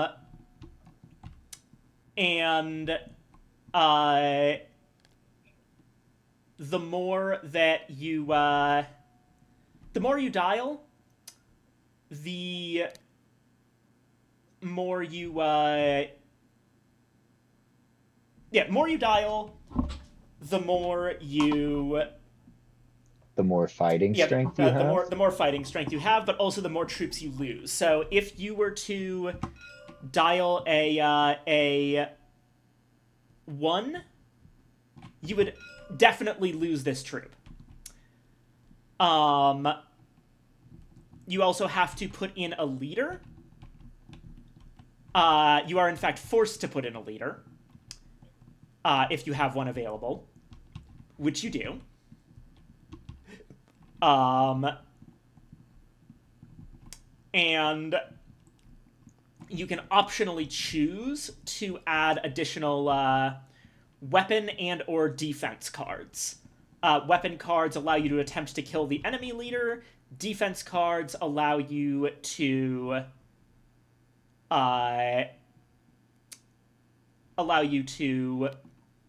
defend against enemy attacks in the same way to keep your leader from being killed. We add up the number of dialed troops plus the strength of the leader, which is the number on them, and whoever has the higher number wins. Lower number loses everything in the area. So if you manage to beat me here, you would be beating 10 Atreides forces. And I would lose all of them and probably be pretty much out of the game this late in. So I should probably not let that happen. Okay. Now, as the Atreides, I also get an extra advantage, which is that I get to force you to tell me one aspect of your battle plan. Which, let me think about this.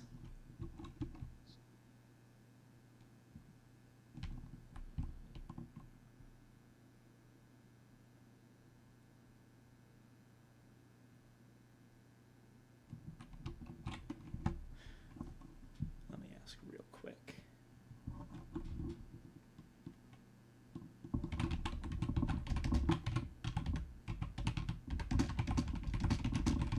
OMG.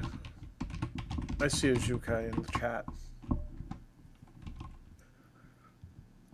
Bastion, beloved. Yeah, sorry, just sending a quick message to someone.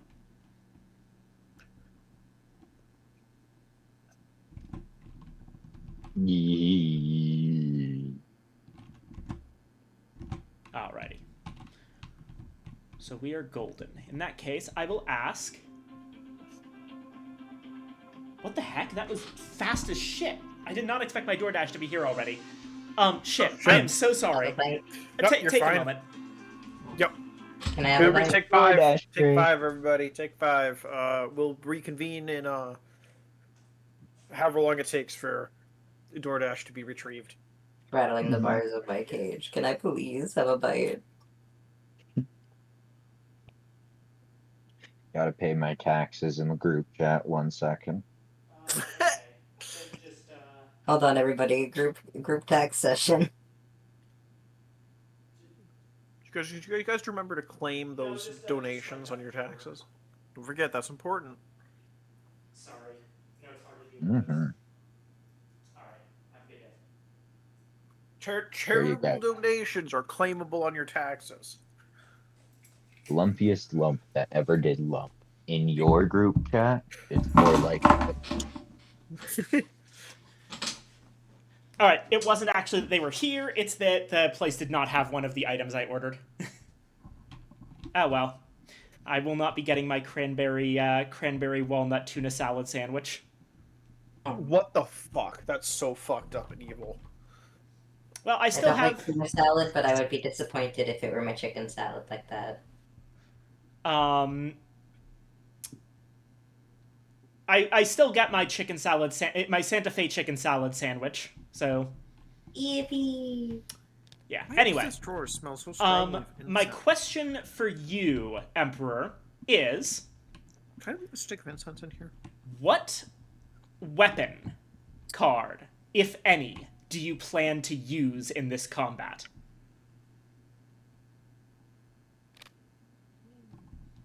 Poison.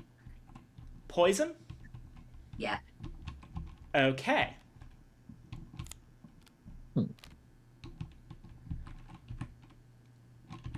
I will... Alright, so now you are locked into that and cannot change it. Okay. I was already locked into it. Gotcha. Let me set up my own thing. Okay, let me see.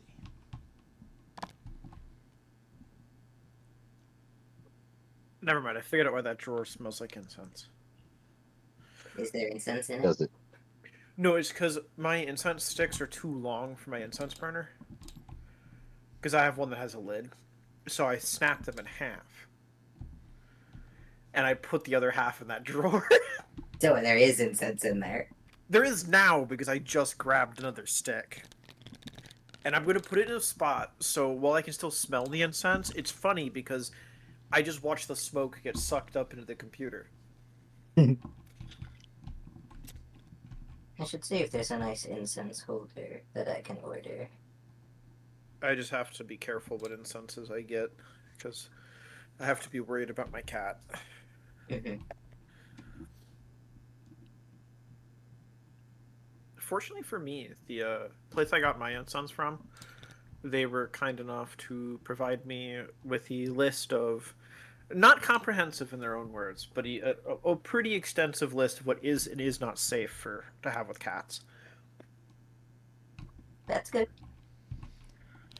All right, I am ready with my own battle wheel. So I just pressed the first one once, and that's it. Uh, You do this behind your screen, ideally. yeah. Wait. That's if you want to do your thing. Oh shit, that's my battle wheel over there. Yeah. Why was that over there? And you do have to have a leader. Oh right, how do I? In order to play something, you just physically, like a leader or a card, you just physically drop it on the battle wheel and it'll get sucked in. Okay. Do I do that with the weapon too? Yes, you do. Okay. And a defense if you feel as though you need one, or a Why is worthless the card. stealing cage there? That's my BDSM cage for Clan Harkonnen mostly. Sometimes Yeah. Shai-Hulud. Anyway, ready to reveal, Ollie? Yes. Just hit the reveal button on the thing.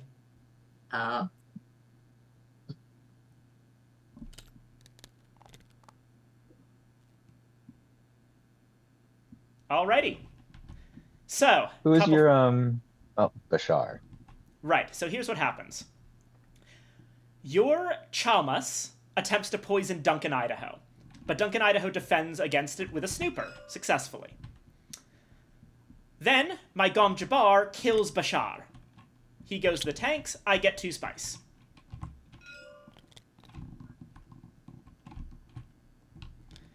Now, we are, we've got Duncan Idaho, who is worth 2 points, against your 1 point, and I win. Yeah. So your guy goes to the tanks, and your Chalmers gets discarded. I get to keep my stuff because I won. And Duncan Idaho...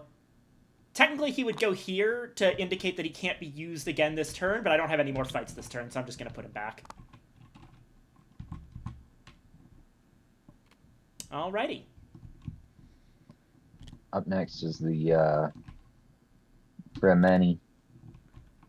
Righto.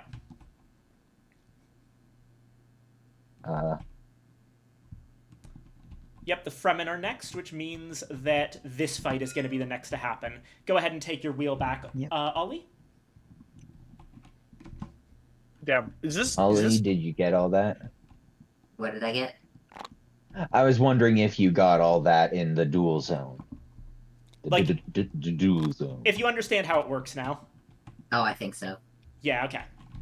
Basically, Basically, is the Emperor literally just being attacked on all sides? Yeah. I love it here. And I do apologize for that, but I do want you to know that you didn't do anything wrong in that fight. There was quite literally no way you could have won. The Atreides just have too good of information gathering. Mhm. And also, they simply beg you to say Treyad's nuts jokes. Anyway, next up is Emperor versus Fremen. Yep. No, Uh, it doesn't like dropping into the thing.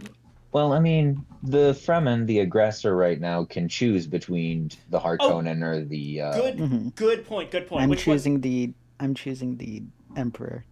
Yeah. Understood.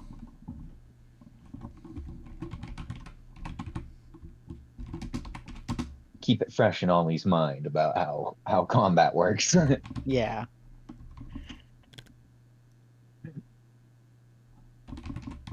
I think I did it right. You'll have to let me know if in case I didn't. You ready? Oh, looks perfect. Wonderful. Hey, Dang. wait, Mike, and I'm gonna send you a message real quick because I have a question. Go ahead.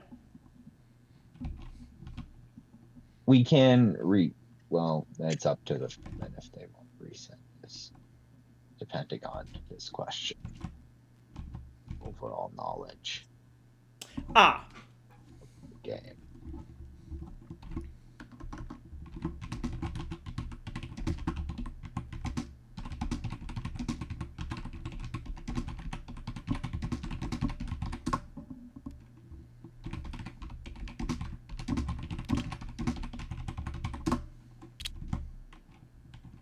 Shadow Mapes is my Shadow Mapes is my trader. go ahead and reveal the card. Alrighty, so we have treachery. That Because- is very good for you considering how many folks you committed. Yeah, so Mhm. basically, Shout Out Mapes is going to immediately die. And you get spice for in equivalent to her value. So here's 3 spice for you, right there. And not only So Ollie, do you automatically win, Ollie, you also don't lose any of the troops you committed. Eevee.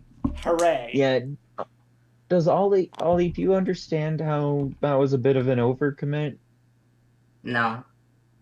So when you commit, even if you win, you lose the number of soldiers you commit. yeah, that committing 5, you got lucky there, but committing your entire group of soldiers. Sorry, I should have mentioned this before, but I thought you were doing it on Wait, purpose with go me. back. It would mean that you would have nothing there, and that Habanya Siege would be entirely empty. Okay, my bad.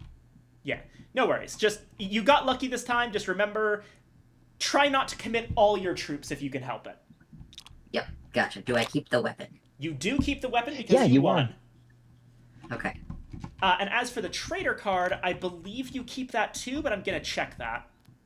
Obviously, that information is now known, so it might not be as useful, but... But it's kind of There. rude to. Sorry? Sorry. Yeah, no. Yeah.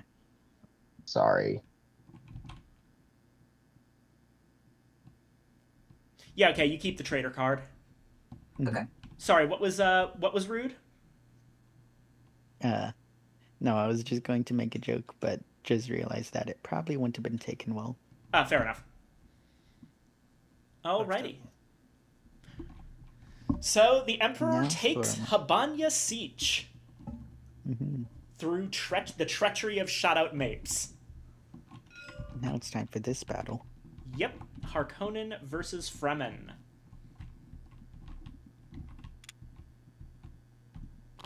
Oh boy. We gotta actually make decisions. Hey, Atreides. Atreides. Could I politely ask what hero they are going to commit? Go ahead. Could you show me what hero you're gonna commit by the order of the Atreides? Nuts. Annie, the 6-1. Chani. Got it. So that's gonna be 6. It's Chani is equivalent to Fade Routha. I gotcha. Real quick, so give me 1 sec.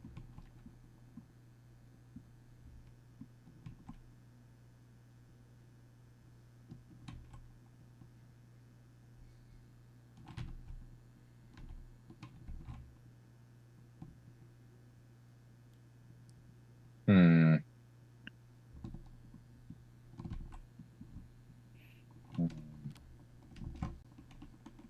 Mm-hmm. You know what? Yeah. So that would be how many? 1 plus 6, so you have 7 total, not counting anything else. Not to call you out too hard.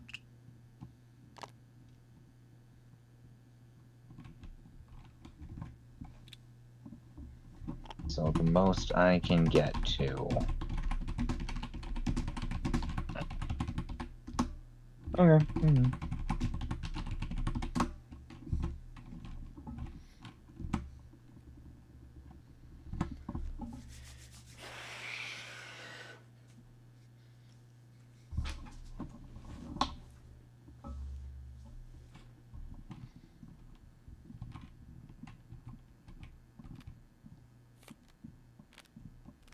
I've gotta get some clarification on something real quick.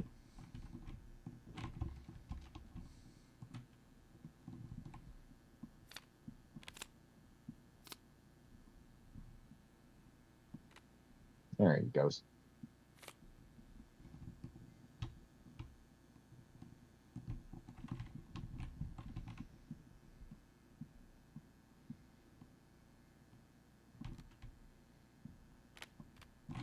Just wondering where it says that. Oh,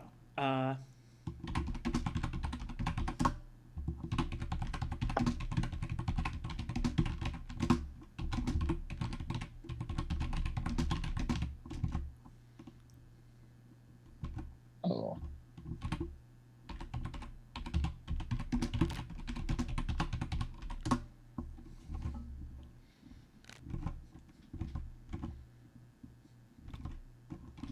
apologies for the confusion. Yeah, and I think there's been a misunderstanding with my question too, and I think I'm clear on things now. Uh, yeah. Remember, even if you lose the battle, your leader doesn't die unless they are explicitly killed. Oh, yes. Yes. Okay. Well, then I was wrong, but all right. No problem. This is exactly why I like playing the Atreides, because I've played this game enough that I know all the little details like that basically by heart and can make plans around it. Gotcha.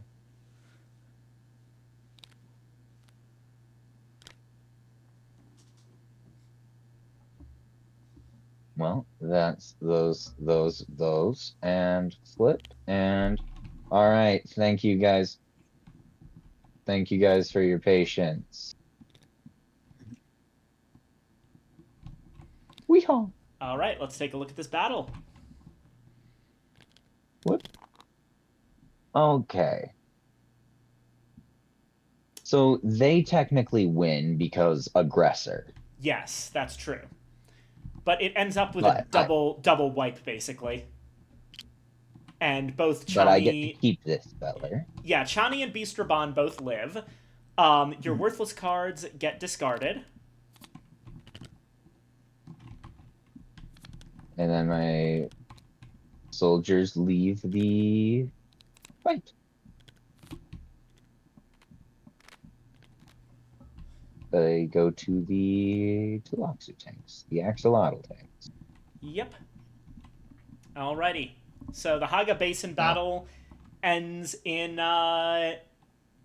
complete wipeout for both sides.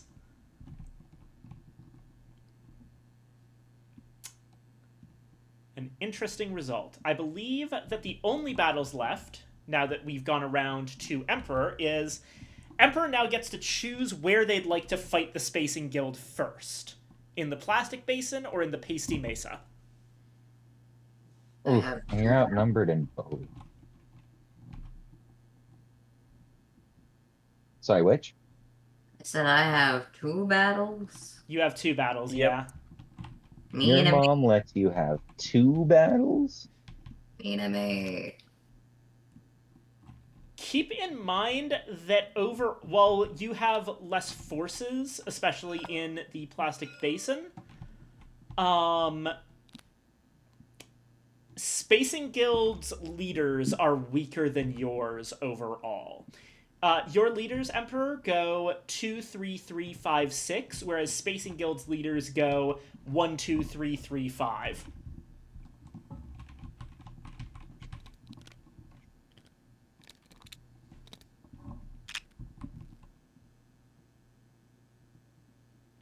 Which battle are we fighting first, though? The plastic basin. Okay. I just want to know. I thought I know how many I can commit there.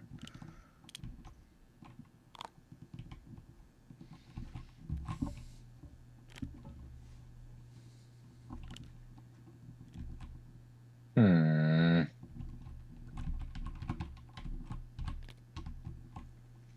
I'm ready.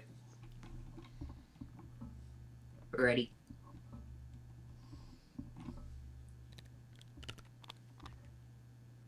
Wait. We have a double kill. We kill each other and we tie. Yeah, you kill each other, you tie. Aggressor wins ties, so Emperor wins. Disgusting. At the I like cost, winning. at the unfortunate cost of Captain Aramsham's death. That's And I Um, gained 5 spice. Yeah. And Ollie gains 3. yeah, Ollie gets 3 spice. And both of you lose your cards because... Actually, no, wait. Hold on. I think that only the Spacing Guild loses their card. Let me check that. Okay. Yes, okay. It's the losing player specifically, not whoever loses their leader. My bad. So, yeah, only Spacing Guild loses their card. Ollie gets the card back. So, unfortunately, the Spacing Guild has to say goodbye to that stunner. Alas. Also, that's the first leader I have lost all game. Neat. You. I've managed to hold on to all of my other ones.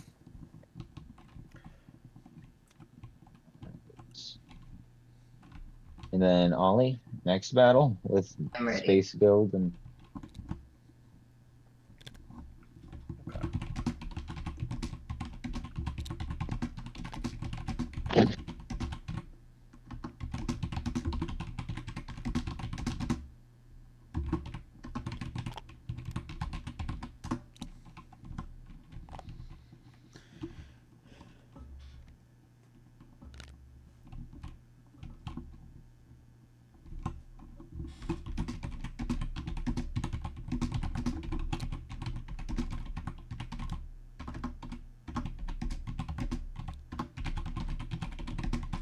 Okay.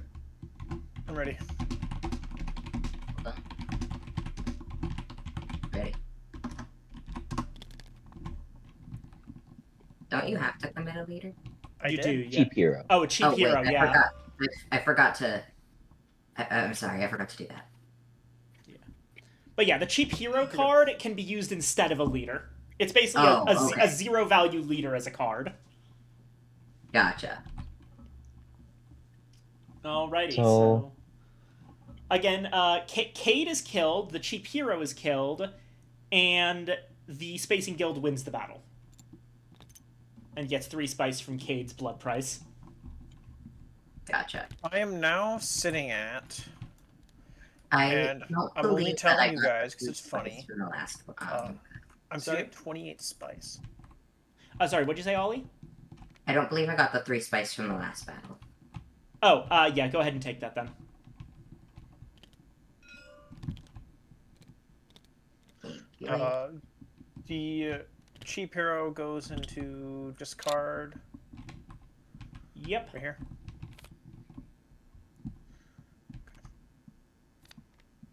Alrighty. Is that all battles resolved? Well, except for taking the Emperor pieces off the.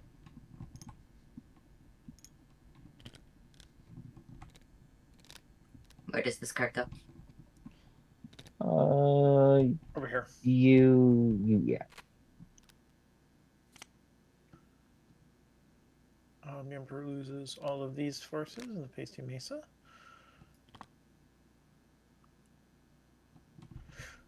Did you subtract the units lost in the plastic basin? It would How many just units be. did I lose? It would just be the one. My They would bad. come. Nope. They would come over to. Nope. Oh, whoops, my Yep. bad. They'd go to the tanks. So now that you can actually Yep. see the name of the tanks underneath all of the. Hold on, I got this. I got I this. I also don't remember the. I also don't remember the button it is to ping part of the board. Tab. Tab. Ah. Let me actually start organizing the tanks a little bit. We have... Where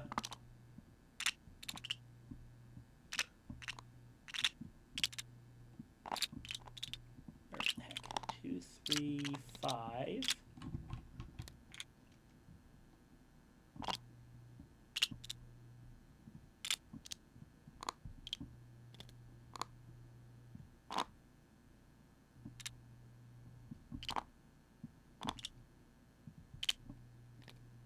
There we go. For now, the Very tanks nice. are organized, and we can easily see both how many forces everyone's missing and what leaders everyone's missing. Yeah. Alrighty. Okay. And I believe that is all of the battles. It is. All right. So now we go on to Unfortunately. Spice Collection, and I believe the Fremen gets everything. Yep. Mm-hmm. Or 8 spice. Yep. Yep.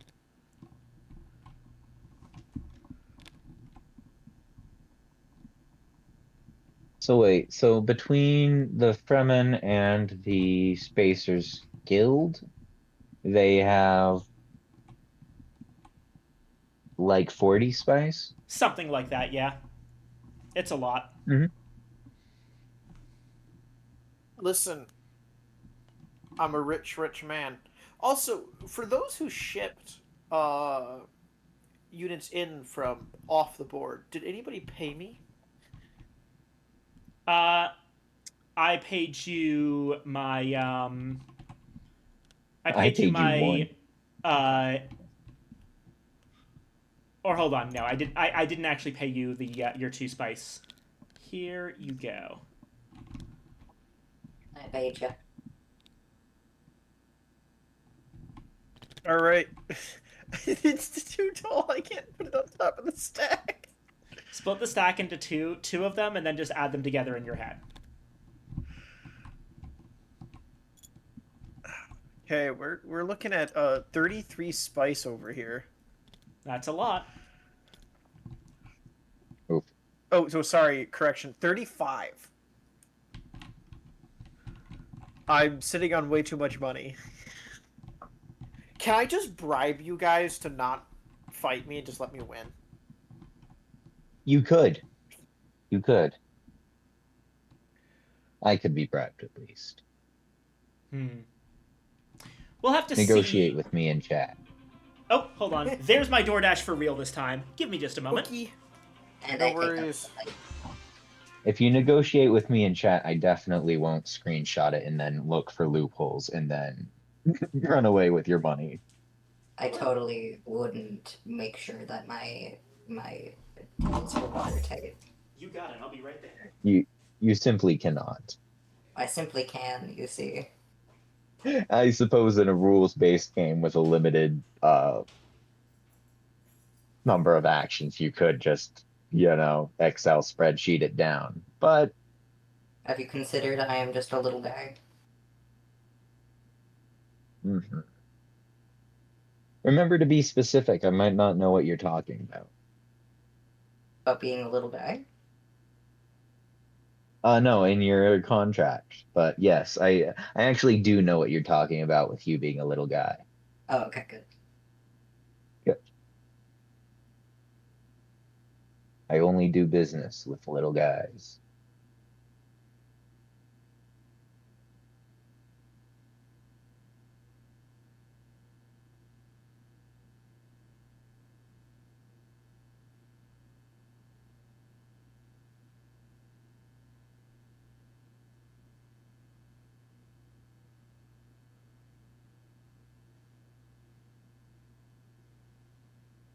Oh, it's farther in the world.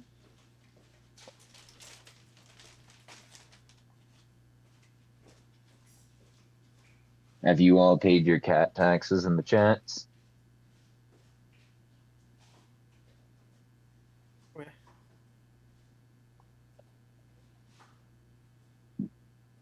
Oh, cat tax. Yeah. Let me pull up my cat.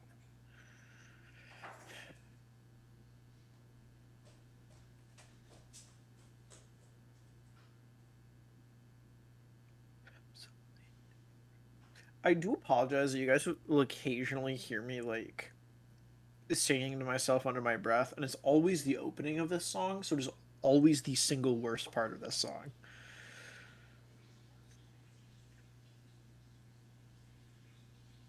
Here's a few pictures of mine from the last few days. And then as a bonus, I offer a coworker's cats from a couple weeks ago.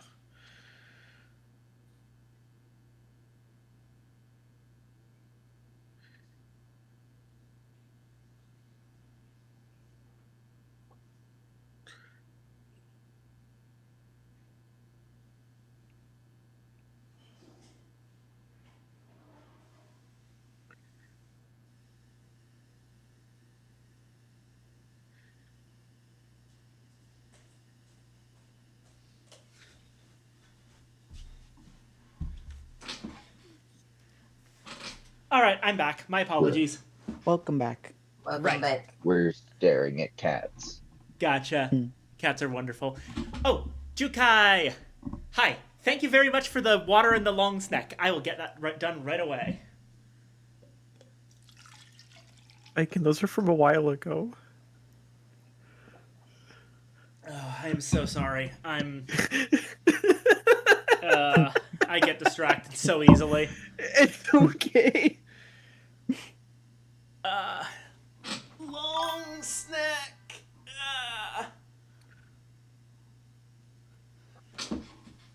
There we go. Yeah. Okay. Before the next stream, I'm gonna try and add like Notification sound. notifications of some sort for those.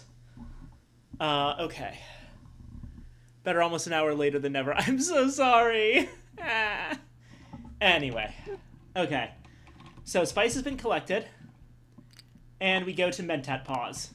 Has anyone won the game yet? Not yet. I mean, yeah, no, not Alright. yet.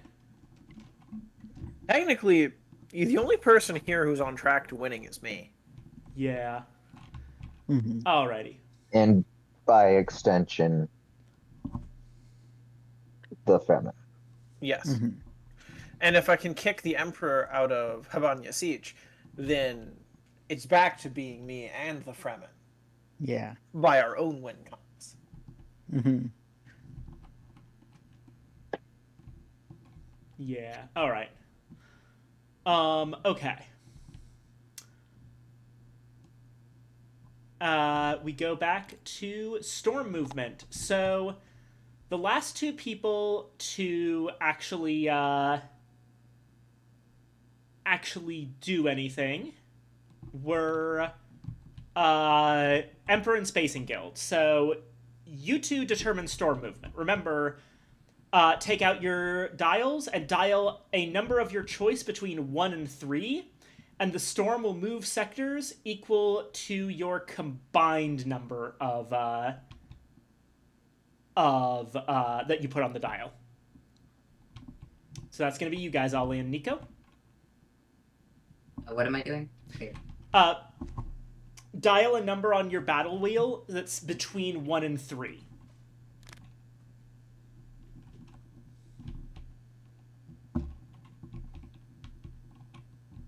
Okay.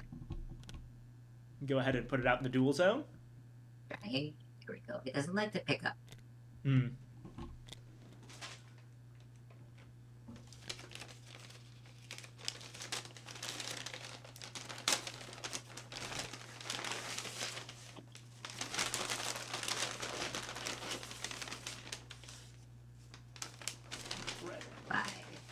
5 spaces. 5 spaces total. Alrighty. My guys are just dead no matter what. Okay. Damn, it would have been really nice if someone could have blown up the shield wall right now, because then it would have just cleared out Arakeen and Karthag. It would, wouldn't it? Too Would have bad. put both of you guys effectively out of the game. No. Too bad. All right. Okay, I can't. I'm not looking at the stream screen just to avoid getting information I shouldn't have. But I am 90% certain Viking has family atomics. Probably. I'll Not say- again. I mean, I entirely could. because it'd be the funniest option. Listen, here's the thing. Just speaking from the perspective of like statistically, in terms of cards that are currently in the we have a bunch of people lost cards last turn to the discard pile, so those are now known information. Mm-hmm. So this turn, just to be clear, Fremen, Emperor, and Spacing Guild have a total of 6 cards between them. There's an additional 2 cards in the left over in the Treachery deck. So that's 8 cards total. Between the Atreides and the Harkonnen, we have a total of 9 cards. So statistically, it's extremely likely that the Family Atomics is with one of the 2 of us. Yup. Because remember, Base has been drawing a fuck ton of cards because Harkonnen. Mm-hmm. And has been allied with me the whole yeah. time, and probably... Like, Base has exactly as much reason as me to not want the shield wall destroyed.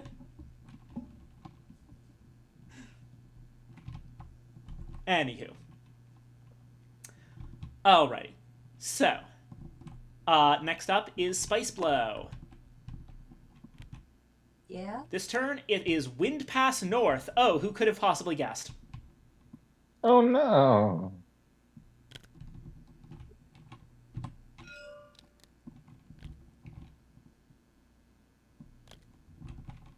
Alrighty.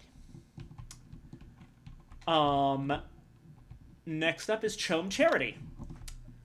That's I me, have baby. 3 spice from last turn. So Harkonnen takes Chome Charity. Lovely. Chome is asking me what the hell I'm doing here for the, I think, 7th turn in a row. Meh. Alrighty. Next up, anyone else taking Chome Charity? Nope. Again, I'm not poor enough to need it, but I would like it anyway. Chome, give me your money. Chome rips you in half. Hold on a second, At least take me to dinner and a movie first, Chome. I need to check something real quick because I do not remember what Chome fucking stands for. No, it's in the rulebook section. In the highliner. Let's see.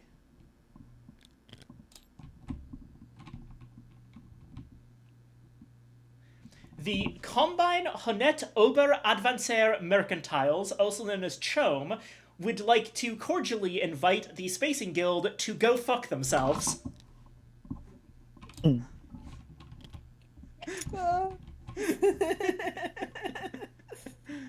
Anyway, auction time. All right. Here How we many go. folks are bidding? This is where it's gonna get a little bit complicated. I need to check what happens if we run out of treachery cards. Okay.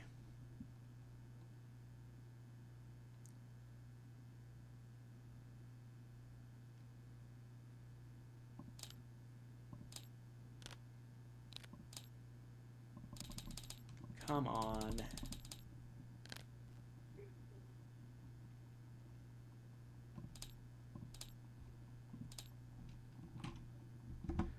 I'm just gonna look this up directly.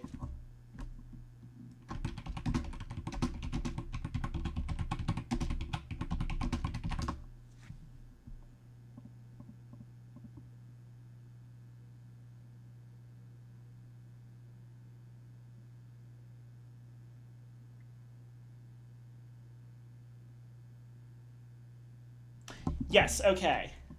There are going to be one, two. There's going to be 4 people bidding, and there's only 2 cards in the deck. So, we've got 1, 2, and then we are going to shuffle the discard. 3, 4. So everything that got discarded earlier is now going back into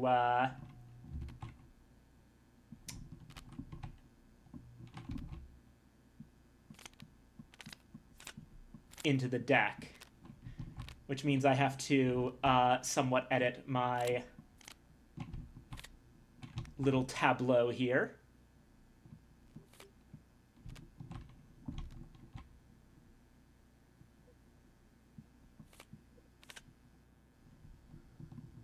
Alrighty. So, now we get started on the bidding. This first card. So basically, Spacers Guild is just going to buy everything until they can't, right? Pretty I have much, space for yeah. cards now. Yeah. Also, that commission's How very... much space does Spacer Guild have in their hand? 2 cards. Okay, before we get into it, I just need to double check. Okay. Mm-hmm. The 2 cards that were on the stack are at the top of the auction list, yes? Actually, I don't think they are. Hold on, I need to check if there's a specific way I have to do that, but... Because... Because no, like, the way it would work is that the, or I guess, no, it would work that we would take it off the top. So we need to do this in reverse order. Oh, all right. There we go. So it would actually be... Nice. Gotcha, okay.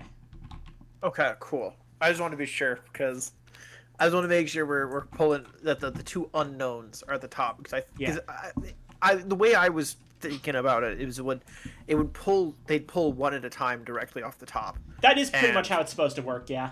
Yeah, the surplus discard pile would just get put on the bottom of the stack. Right. That's the way I was approaching it mentally. Okay. In that case, Alright, yeah, have I I will been literally shown a just little buy card? both. What are you guys gonna do? Tell me I can't buy it?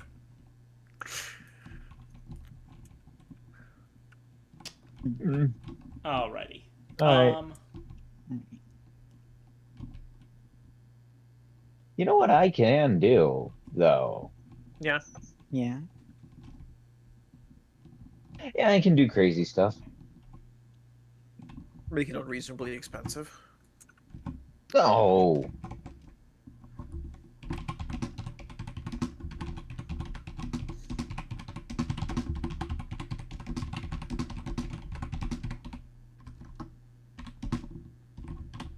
Why is there a leader stealing cage on my planet? What? I don't recall hiring the Harkonnen club BDSM group. We just show up. Don't worry about it. Yeah. We're Okay. partying on the moon. Hey, Spacing Guild. Yes. Actually, this applies to everyone, but Yeah. how about that let's say 3 spice for the privilege of knowing this card. Ooh, that's expensive. It is, Yeah, but it's but, less like- expensive than it's been. We could make him pay 4 cards and you'd still be considering it, or 4 spice. What do you think? Why do you think I would be considering it at 4 spice? Because you don't want to waste your money on something stupid, or your card space specifically on something stupid. I'll pay the 3 spice. And you will have enough Thank you. spice anyway. So yeah, she could have asked for 4. There. Or at least I would pay for it. I don't know. You might have weird values. I mean, to be fair, I do have shitloads of money, so Exactly, I can exactly. afford these prices. Here, if you want to take it for reference. Okay.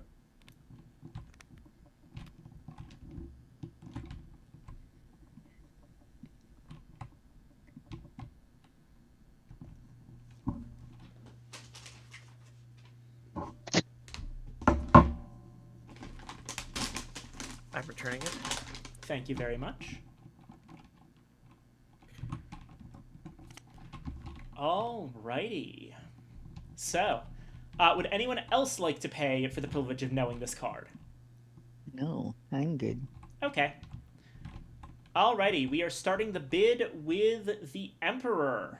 1 second. Let me move it around. Alright, Emperor starts the bidding. Emperor bids 1. Harkonnen will pass. So apparently there's a red dot attached to the bidding marker.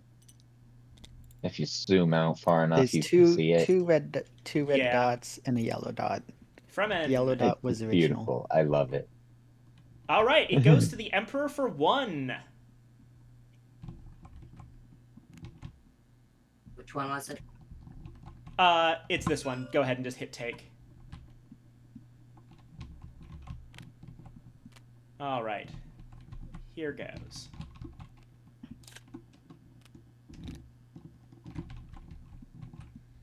Okay. Okie dokie. Where does the spice go again? It goes to the Emperor. Yeah, it goes to the Emperor, so right here.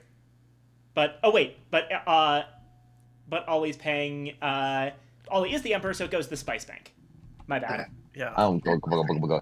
Ollie can't pay himself to see the card. To Yeah. buy a That card. would be lovely, I mean, I though. could. Okay. Alright. I would like to pay 3 spice to see this card as well. If that is acceptable. Yes. I believe that is acceptable. Let me This on the just, bribe pile. real quick.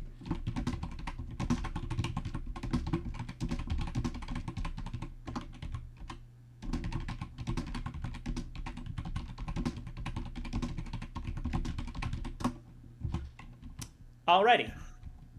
Okay. What is still yeah.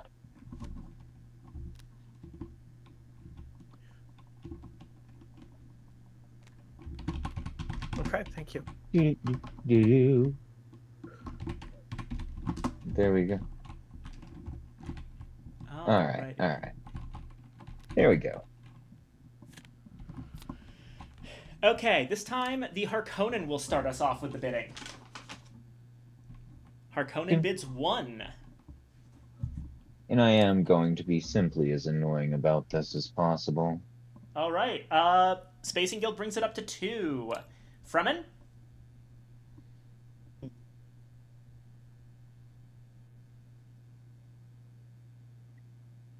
Fremen bids 3. Emperor bids 4. Harkonnen bid 5. We're getting up there. The Spacing Guild bids 6. Fremen, can you beat a 6? I'm gonna be giving the Emperor so much money. The Fremen bid Yeah. 7. Harkonnen bid 8. Wow. The Spacing Guild goes up to 9.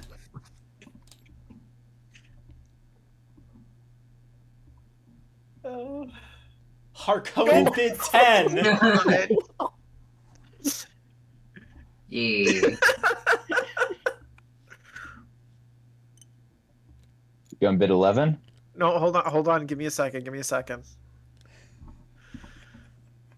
I gotta do a little bit of math in.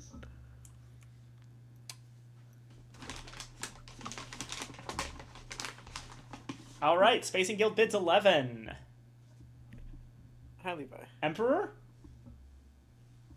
It must be really good if it's going this high. Harkonnen's bid 12. You I'm bowing out of this one. Alrighty. I'm assuming the That is a Fremen doesn't want to lot. bid 12. Nope. Emperor? I'm happy to make 12. Alright, it goes to the Harkonnen for 12. Harkonnen, reveal your Karama card.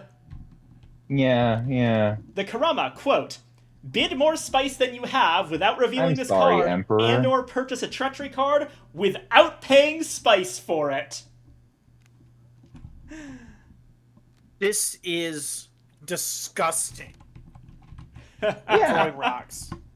I'm a disgusting man. I'm throwing rocks. We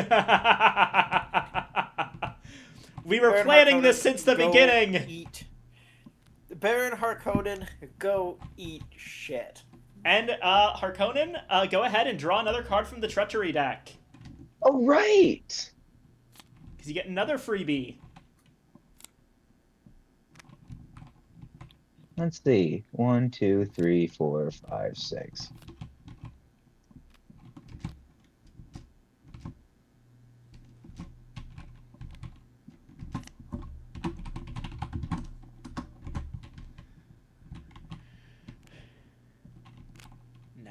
Nice. Alrighty. Yeah. Playing board game. Friends from last week.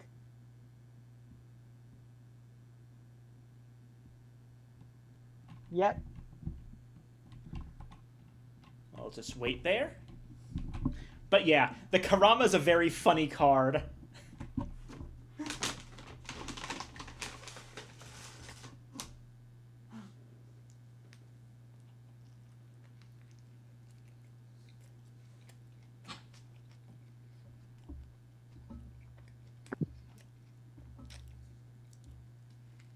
I am very happy with this.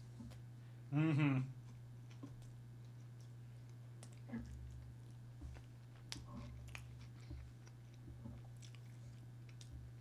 Although, got all of y'all freaking stoked over freaking 12 spice. Think of my head. Yeah, it was going so high.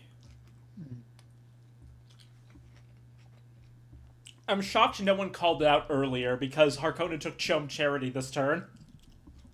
I was I late. Oh my wonder. god, I didn't even think of that. Yeah. Oh, I was just cruising.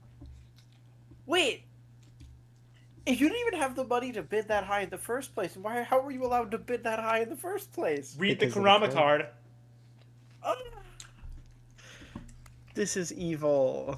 Mhm. Oh, I think a lot of the Harkonnen strategy relies on getting that card. Has to. Yeah. I think if I don't get that card, I have less of an economy than I need. So yeah, it's I'll admit it's kind of a bullshit card. There's 2 of it in the entire deck.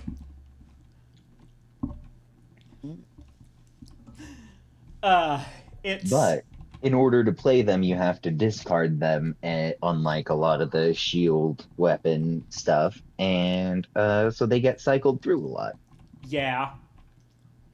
It's a powerful play, and in this case, Nico knows exactly what just happened from knowing what card it is. So you know exactly why this all happened and that we planned this from the beginning. Yeah, I feel like this entire, I'm pretty sure everybody at the table knows what that card was. No. Well, some people might think it was a different, very important card. I know what card it was. I know the 2 of you know what card this was. And it wouldn't surprise me if you both told the Emperor what card it was. We I actually mean, didn't, but that would be mean of us.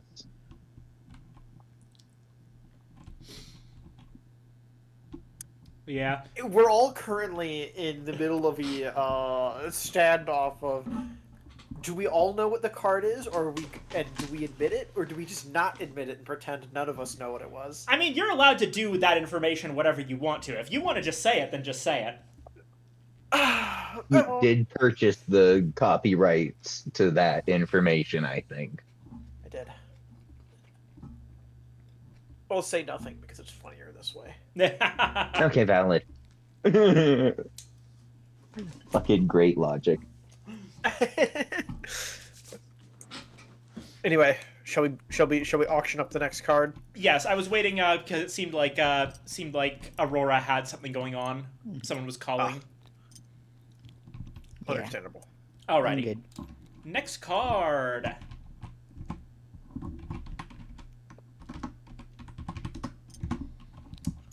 Okay. Would anyone like to pay for knowledge of this card?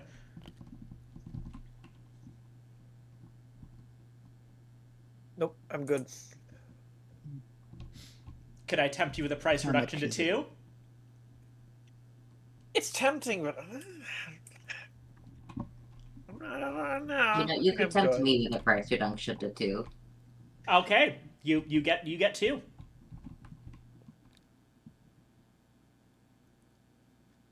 Yep. Alrighty. The card is. Here you go. Take a look and then Ooh. hand it back. By driving auction prices up, I drive money from one enemy to the other. Will I give it back? Yep, go ahead and give it back. Where? Just put it near my planet. Thank you very much. And, alrighty. Auction is gonna begin this time with the Harkonnen. Harkonnen bid 1.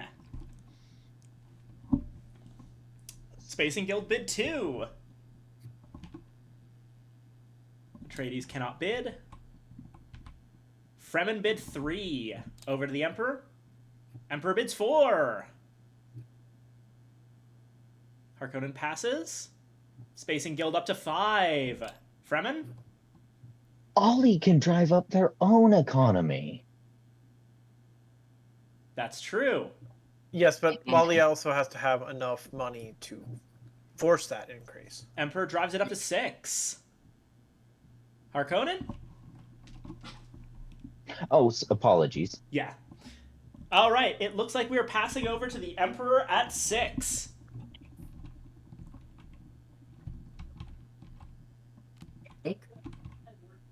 Wait, no, Fremen bid? Oh, no, Fremen bid 7. Never mind. Fremen bid 7. My bad. I forget the Fremen actually have money this turn. Yeah. Fremen Well, take it either for way, 7. it goes from the enemy team to the Emperor, who is our... Yeah. See why I was mentioning that this setup might be easier for us, Anna? Kinda, yeah.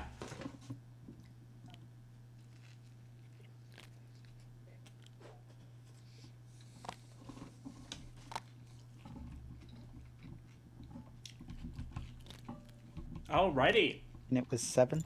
It was 7. 7 to the Emperor.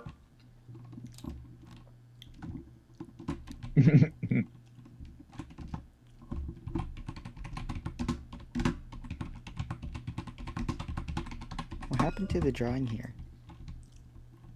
I believe that, base... Oh, I erased all of my marks Ah, why? because it was too much for me. Here, 1 second. I'm on that, don't worry.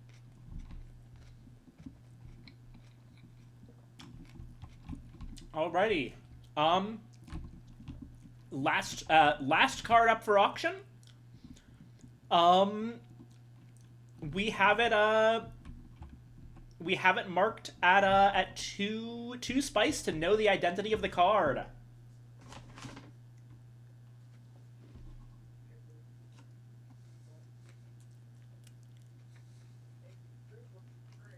No takers? Nope. No takers. Okay. So we're going to start off with the Spacing Guild's bid. Spacing Guild bids 1. Fremen? I pass. Fremen passes. Emperor?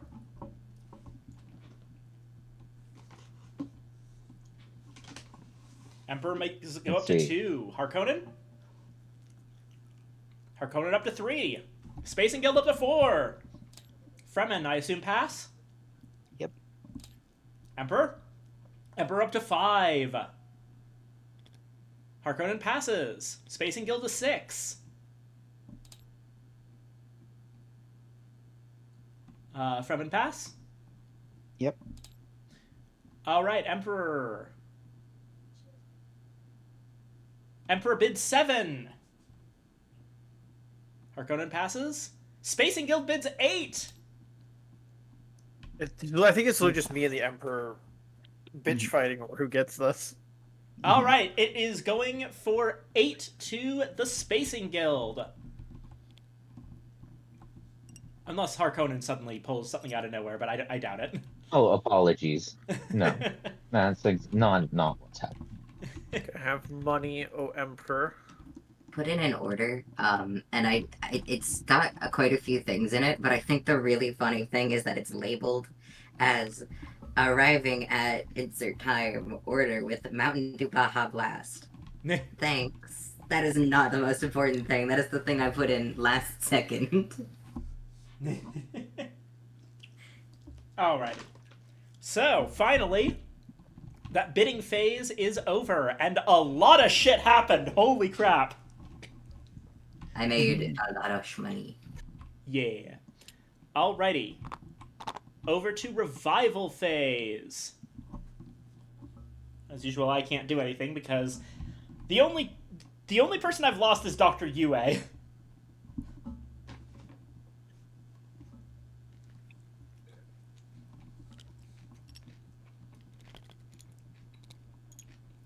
Reviving my usual 2 dudes. Mm-hmm.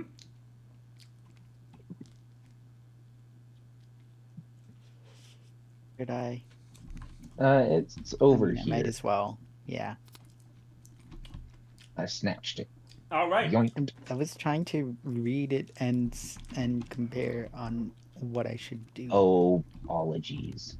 Yeah. All right. Tleilaxo Gola has been played.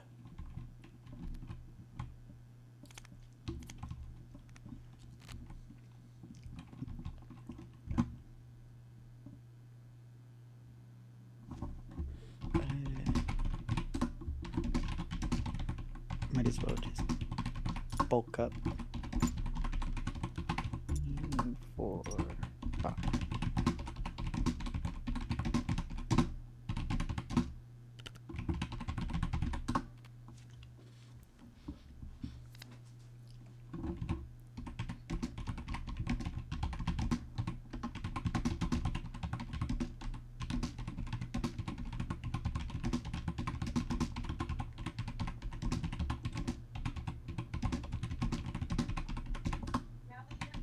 Yeah.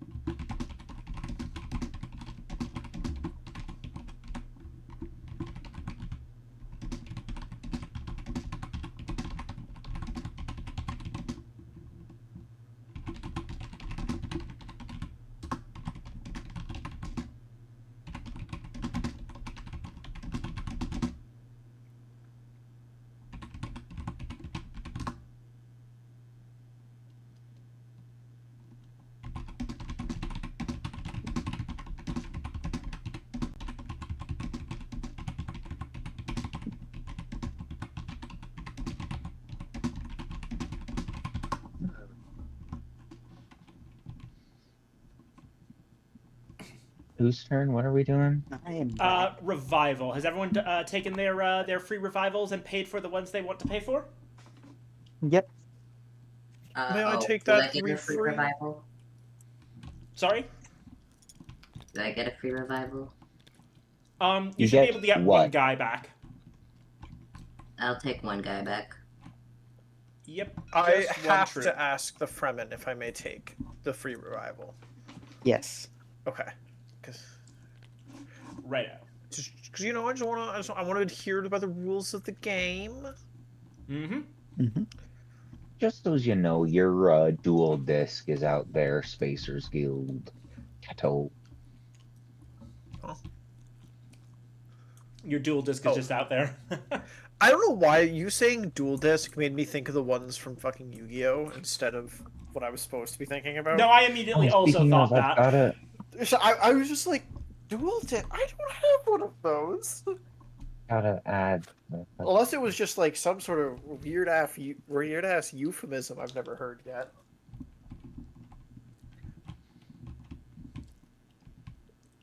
Ugh. Oh, hey Alrighty. Viking. Yeah. Speaking of dual discs and card games, so I bought a box of Strixhaven. Nice. Uh, All right. I think that's the when it end comes of in.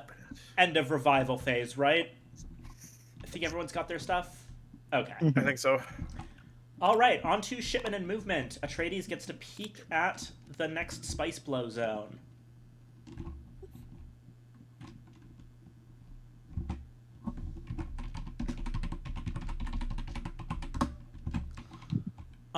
Okay.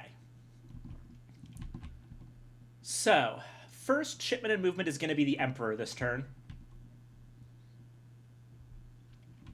And better. So, once again, Ollie, just as a quick reminder, first do your shipment. You get to take whatever number of troops you like from your planets and put them somewhere on the board. It's 1 spice to ship into a stronghold, 2 everywhere else. Okay. Quick question. Why is there a white spice in that pile? There isn't. That's part of the board. It is? Yeah. Right here? No. In No, the in the pile. In the pile, in that case, it's just a graphical bug. Okay. I was just confused. I was like, is that more spice? Gotcha. No, I'm not no. getting. Anywho. And then you take a move, and if you don't have Erakeen or Carthag, if you don't have troops there, then you only get to move 1 space. I'm taking 5. I'm moving 5. And that's going to be 10 to the trading guild. Alrighty. Not trading, the Spacing Guild. trading. Yeah, space. Outer space, that one. 10 spice to the Spacing Guild. Hmm.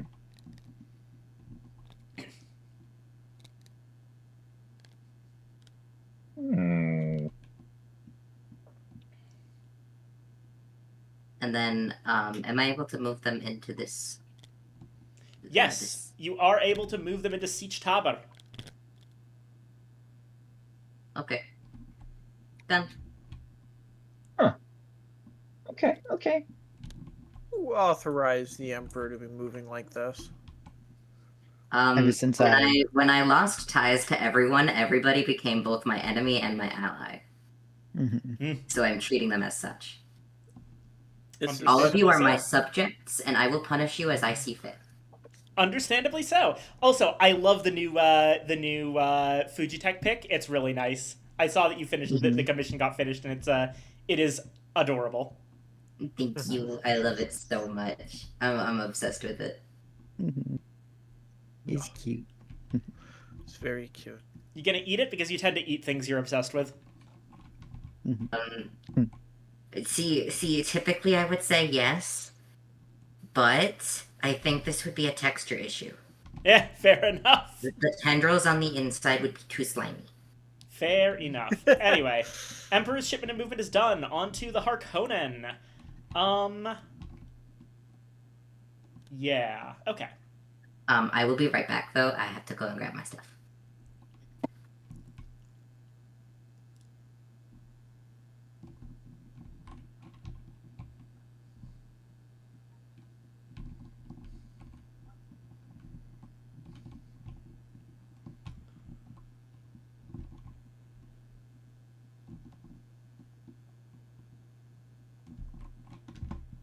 Gotcha.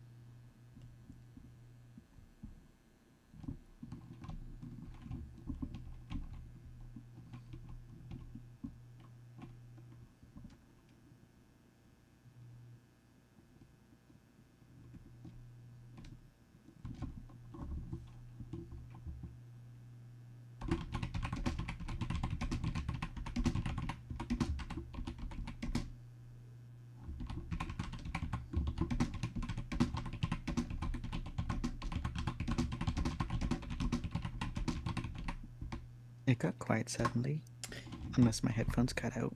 Yeah, I No, it think did get quiet. I believe Harkonnen is just still deciding on movement. I now? Okay. Yes. Is it my turn? Quiet. Yes. Um,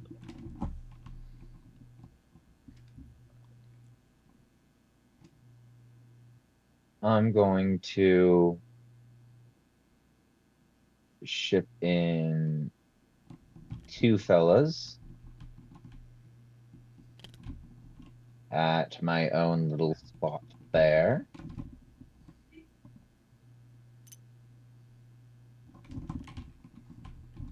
Is that the best use of my money right now? I could always, I'll go through Chum Charity again anyway. Might as well. If I'm going to. All right.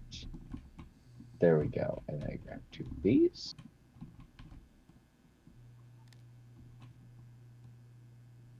And then I put them on.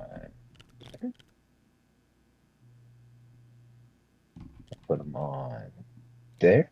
And then I move two of these dudes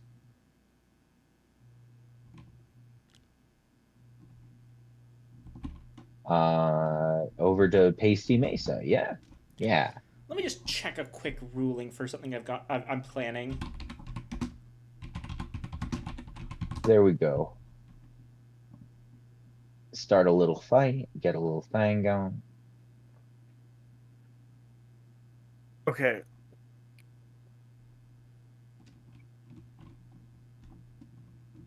Okay, I did figure it out. So I had missed this, but at any time, also, you know the rules about how allies can help you pay for cards. Turns out you can do that for forced shipment as well. Hmm. Oh. So Ah, if you would like, Harkonnen, you could ship a few more forces somewhere. understood. I have about this much spice to work with. Yep, yep, yep.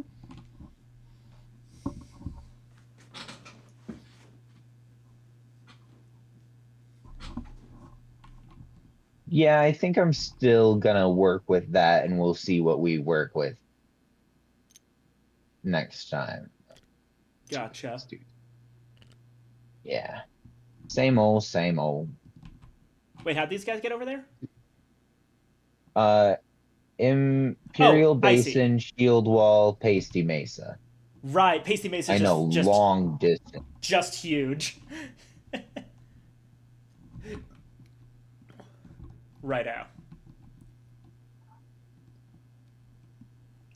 Alrighty. So that's Harkonnen shipment and movement. On to Spacing Guild. You good, Nico?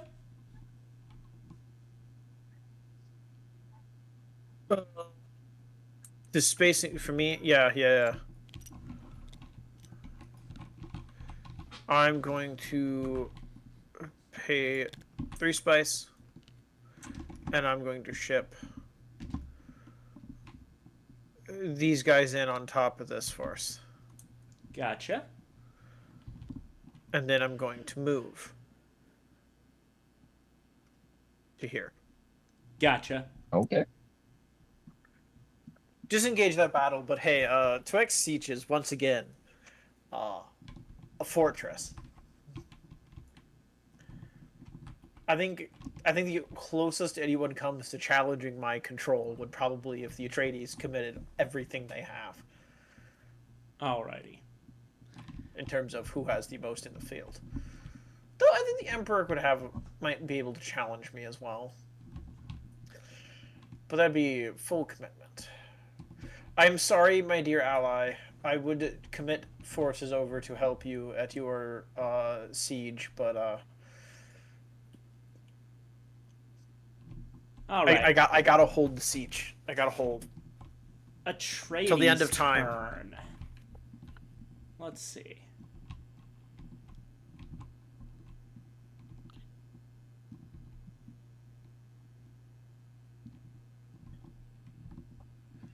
Atreides turn, yes. Okay. I am going to spend 3 spice, giving it to the Spacing Guild, to take 3 forces, and I'm shipping them into Habanya Siege.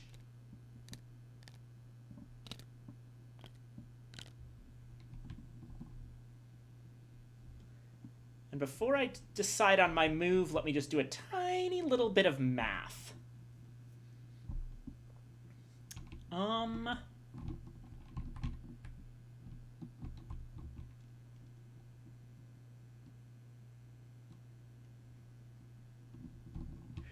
Okay.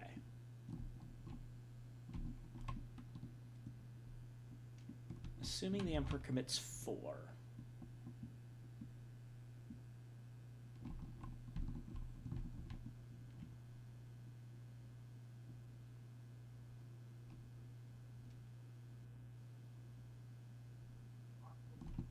Yeah, okay.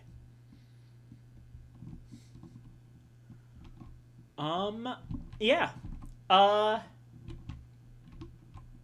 I am going to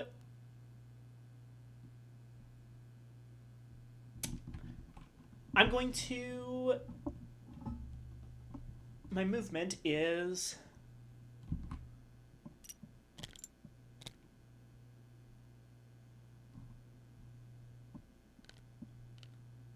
Actually, I might not even move at all. I mean, do you have anywhere to be? I'm just thinking, like... I've got... These guys are, I think, enough to take Habanya Siege. These guys, their main threat is going to be Fremen coming in to take the spice, potentially. And, yeah, while they can deal with these two Fremen forces, the Fremen can also just drop a stack of 8 on my face if they want to, which... Yeah, that would be, I really just... You know what, actually, if I just, like, put one guy over here and split them 4-4, then I think I can still beat the Fremen here if the Fremen don't drop a massive stack on my face. And if they do drop a massive stack on my face, then I'm just not getting that spice, oh well. And that still leaves Arakeen heavily fortified. And it leaves CH Tabard freaking rough. Yeah. Well, yeah, we'll see. Anyway, yeah, I will be making a movement of 1 troop from Windpass North in an Ornithopter over to Habanya Siege. Okay, Fremen's turn for shipment and movement. We can... Wind pass north. Yeah, we can assume that we're just all in the same and space for the spice. And then Cialad go west, Fallswell west, Habanya Ridge flat. That or wind past Fallswell west and Habanya Ridge flat. Yeah, there's multiple ways for me to get there in 3 moves. And yeah, I'm going to put my guys to the side, but I am declaring that they are in the area with the spice. So, which path are you taking? Wind past or Cialago west? I shipped one guy by Cialago West, Habanya Ridge Flat into Habanya Siege. Going around the false wall. Okay. Right. So there's 4 guys now in Windpass North, and they are right here. And then there's another couple of guys.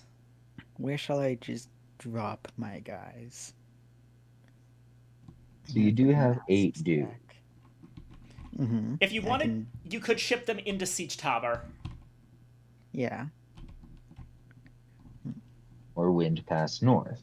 The one thing you can't do is go for Habanya Siege because it's full. Can they? Movement. No. Fremen automatically get movement of 2 no matter what the situation is.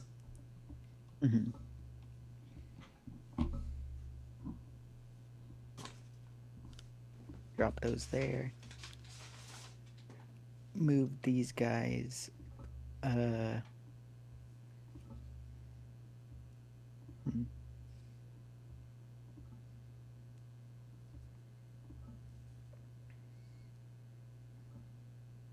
Would you like to contest my holdings at the Wind Pass, or are you going to be smart?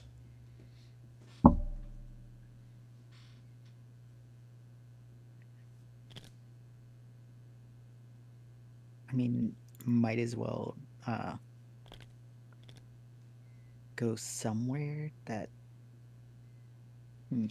Fremen tend to, like, if you're going to try and take some other place that isn't within your, like, little zone of, little zone... I'm going to Cialago north. Yeah, good idea. Base there. Alrighty. And that's that. So, I'll move Atreides back to where they're supposed to be.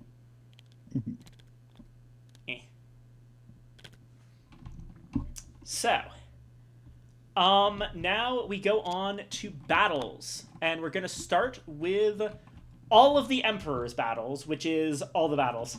So, Emperor, do you want to fight me first or the Fremen first?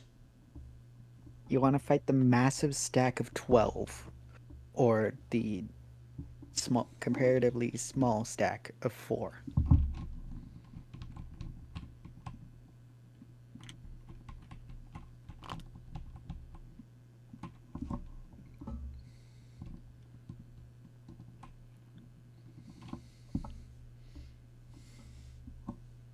It is up to you, Ollie.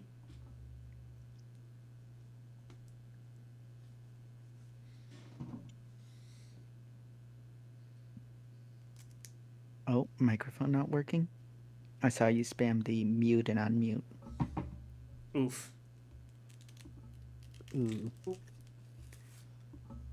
You good up there, Ollie?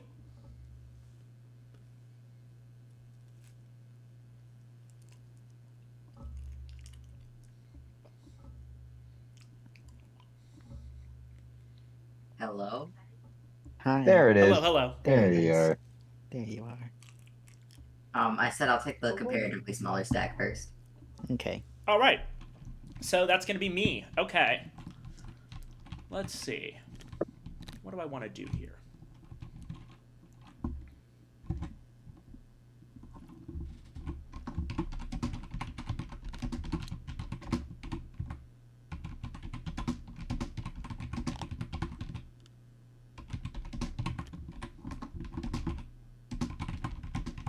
I'm mad that I'm not fighting anyone. Hmm.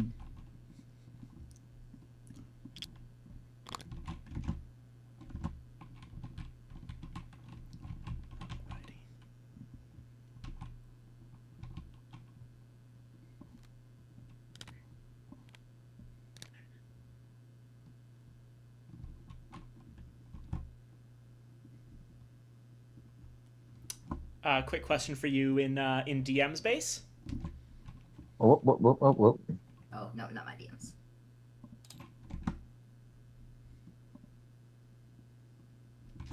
Okay. We should be good. And now I just have one last question, which is, hey, Emperor, how many troops do you plan to commit? I want to say it was 3. Go ahead and check it yourself if you like. I am. It was 3. 3. Got it. Alrighty.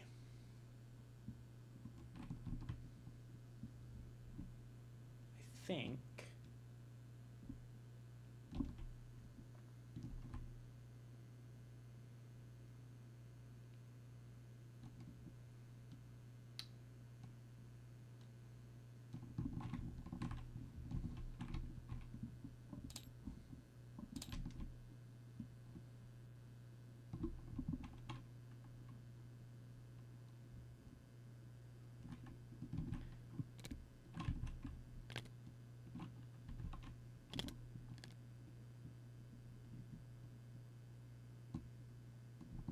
I think we're golden.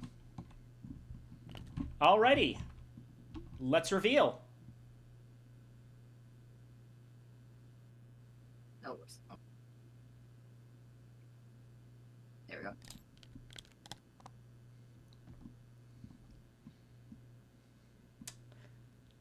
Alrighty. Legit muffins? So, Burseg dies to poison. I get 3 spice out of that.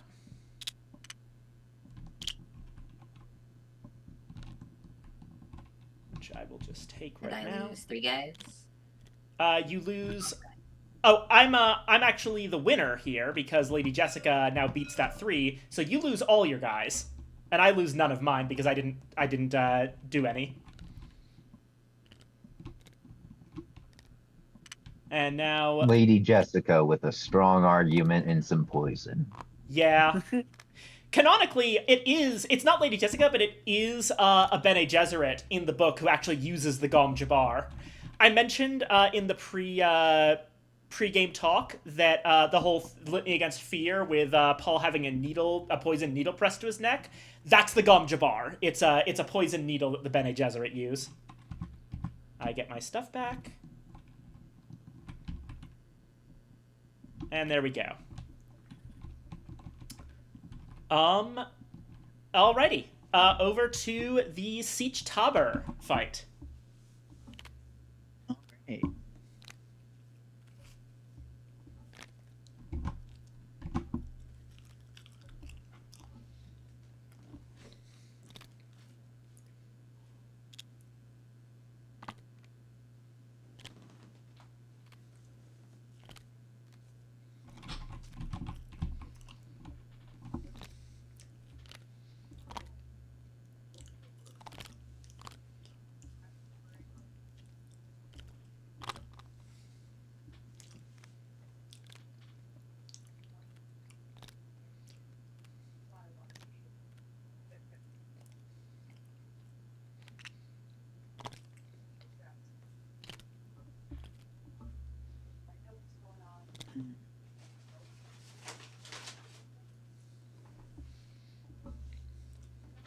Pity.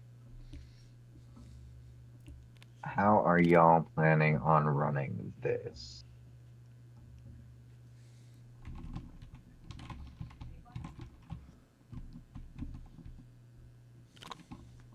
Two D. No, that's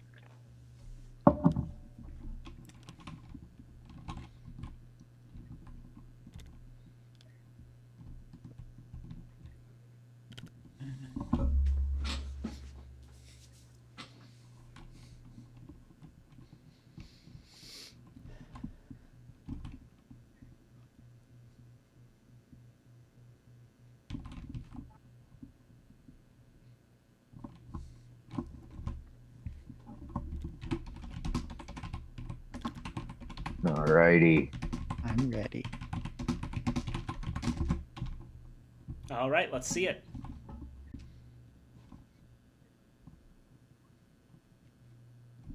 Ollie? Oh, sorry. Whee. Dang. Ooh, okay. Ooh.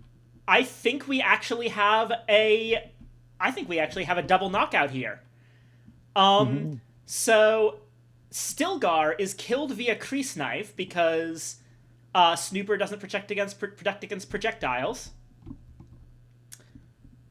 So Stilgar is dead. And Ollie is gonna get, here you go, Ollie, 7 spice right here for you. Hasimir Fenring gets to live.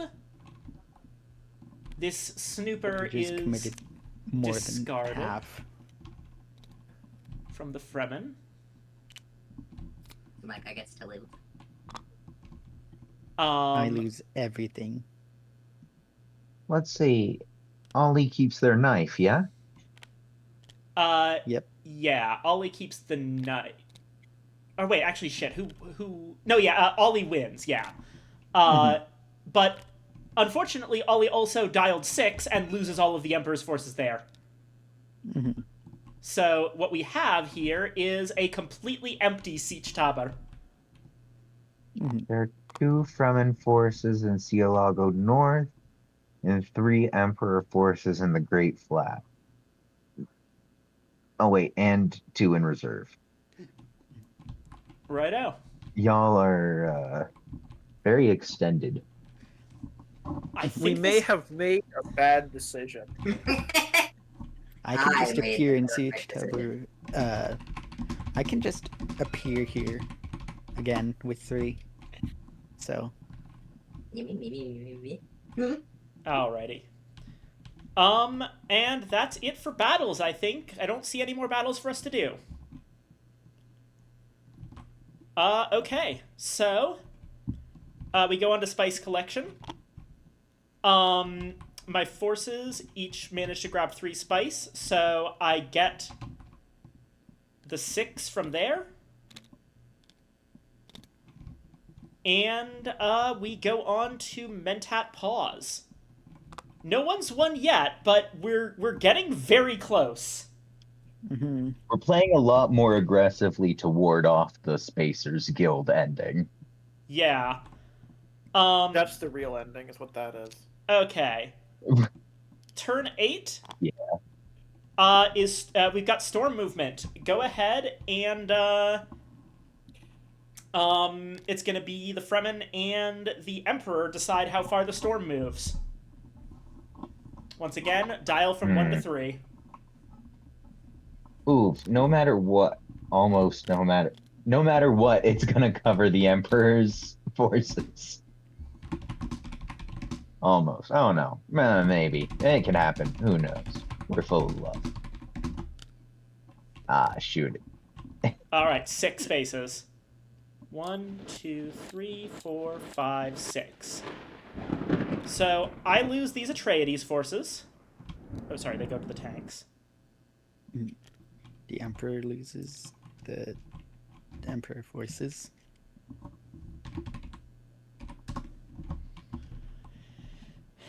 And yeah, I think that we are. Yeah, I think we're golden. So starting player this turn is going to be the Harkonnen. Spice Blow. It's going to be in the rock outcroppings.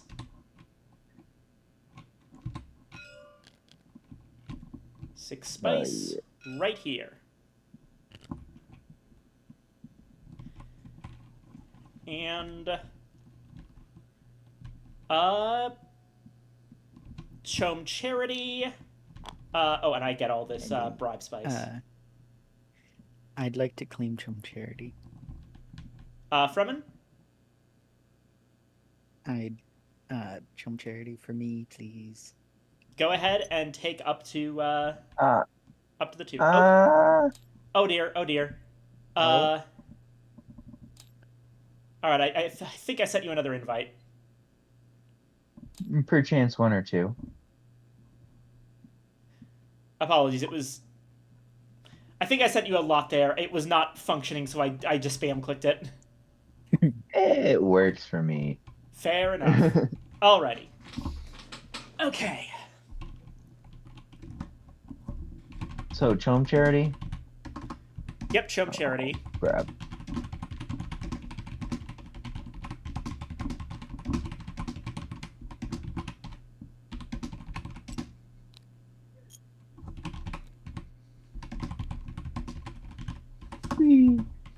Oh, visual error on the spice again. Oof. Oh well. Can you still tell how much you have? Yes, yes. Excellent. Okay. Alrighty. Chom Charity, I believe, is done. On to bidding. Alrighty. So. We've got how many people? 1, 2, 4 people this time, so 1, 2, 3, 4. Alrighty.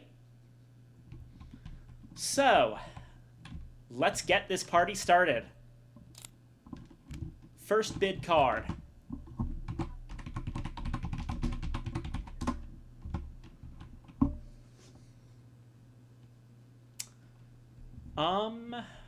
Alrighty. So, this turn, we're gonna start the price for knowing the card at 3 spice. I'll pay 3. Alrighty.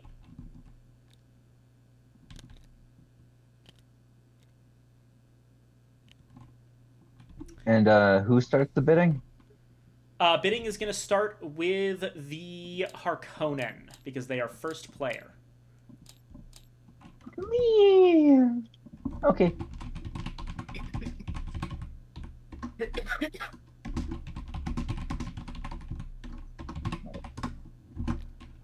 There you go. All right, Harkonnen has bid 1. I still wish to see the card. Oh, sure. I sent you a message about it, but I can't hit the next button. There we go. here My is stack of the troops physical. is too high. Here's the physical card that it is. I have to skip over. And so do I. Because the bid is at 2, and I claim Chum Charity. Righto. All right, Emperor's turn. Emperor bids 3.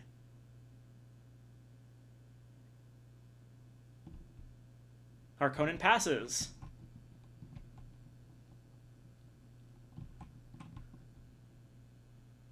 Spacing Guild bids 4. Fremen? Nope. I claim Chum Charity. All right, Harkonnen?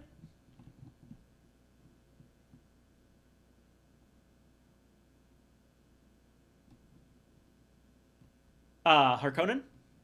I believe it is your turn at the auction wheel. Apologies.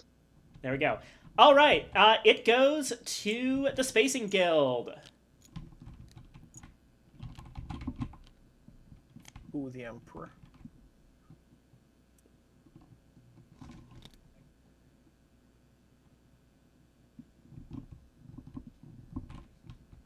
All right, next card up for auction.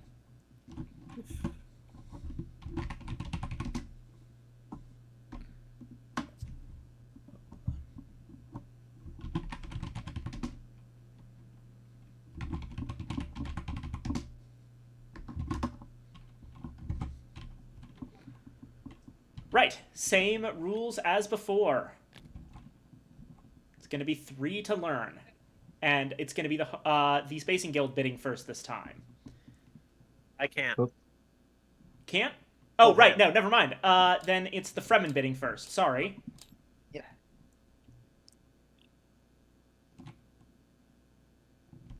Doesn't seem like anyone wants to pay for the information. Okay. Emperor?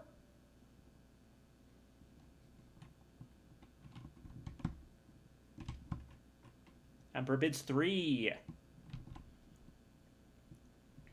Spacing Guild can't bid. Fremen to claim Chum Charity, so it comes back around to the Emperor, who takes it for 3.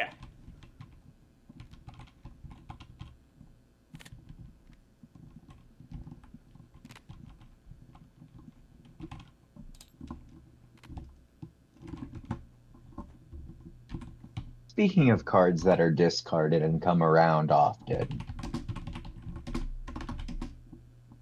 Yeah, worthless cards. Yeah. We had all of those in the discard, so later in the game they tend to come up more often when the overall deck is smaller, because there's 5 in the entire deck.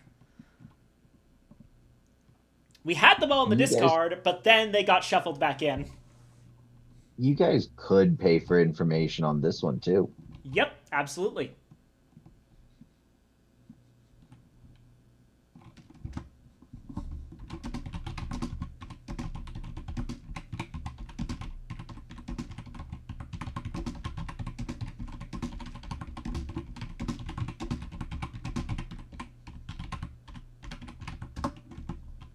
Am I not advertising particularly well? No, I think everyone's just done with me. Anyway, No. I believe it's I believe it's Fremen first this time.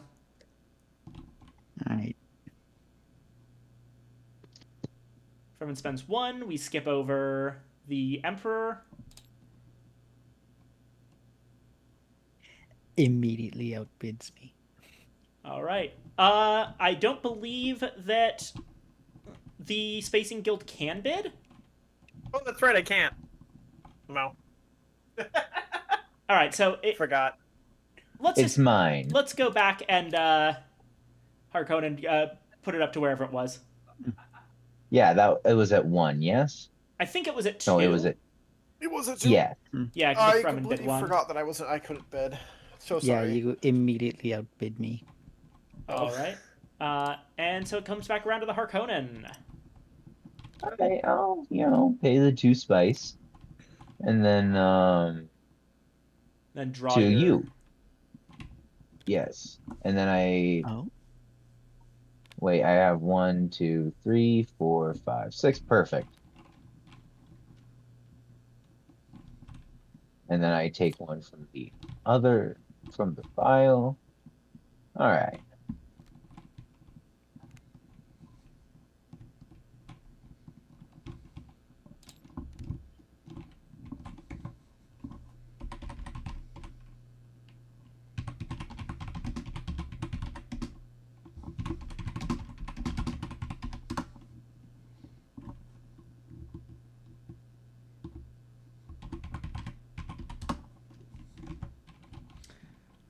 Alrighty.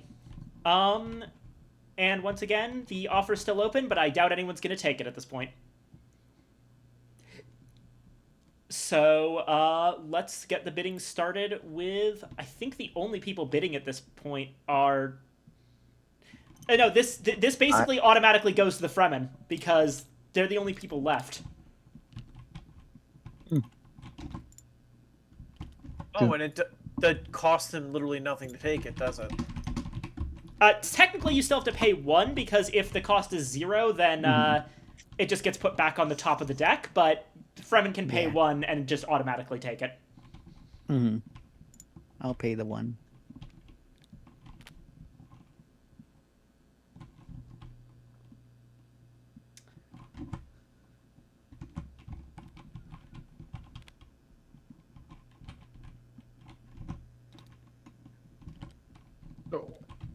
Quick question: your DM's base. Oh, I'm just gonna slither some funds over.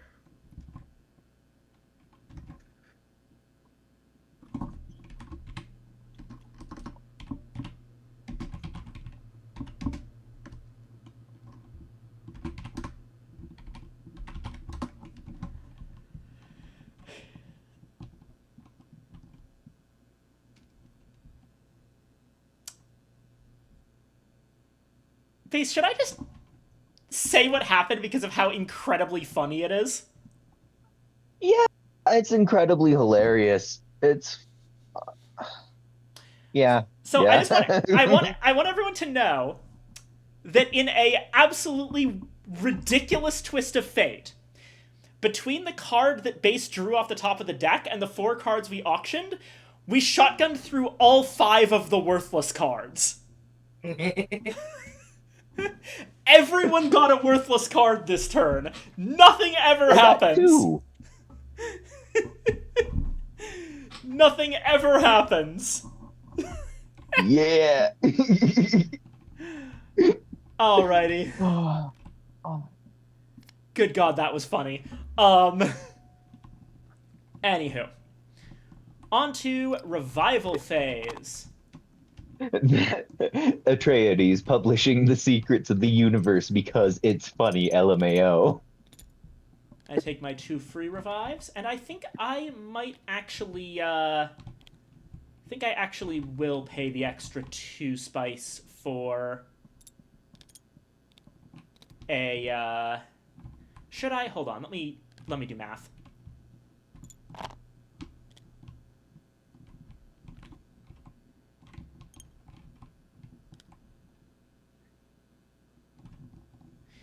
Yeah, no real reason not to. I pay the extra 2 spice to get a 3rd troop back to my reserves.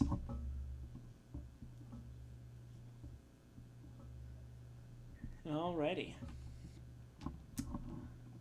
Okay, so. Does anyone else have any revives they need to take or people that they want to pay for?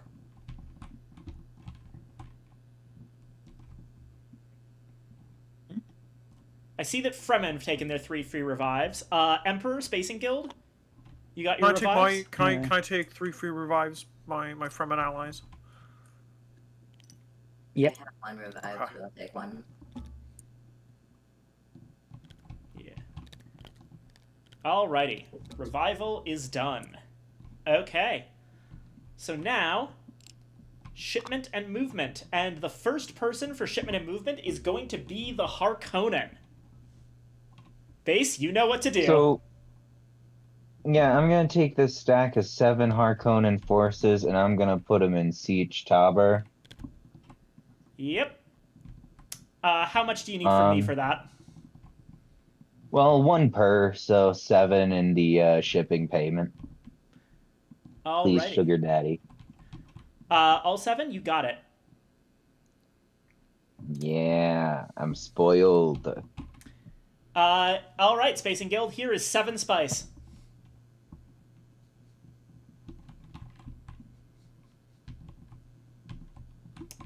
Okay. And any movement, or are we good? Yeah, I'm good on movement. Yeah. Actually, wait. Hold on. Let me suggest something. Actually, you know what? We're going above board at this point. If you move these guys into Tuik Siege, then the guild can't necessarily ship a bunch of guys out of there without You're right. without threatening Tuik Siege to be taken anyway. So Yeah, thank you. I forgot those guys were there. Yeah, we're good. Cool, This is cool. bullshit. This is fucking bullshit. This is why the Emperor shouldn't have attacked either of the other sieges. Yeah. alrighty, Space and Guild is next. Okay, I'm gonna pay the 3. The three spice. I'm gonna ship from off-world, directly in Habanya. Alrighty, Space and Guild in Habanya from off-world. Yeah.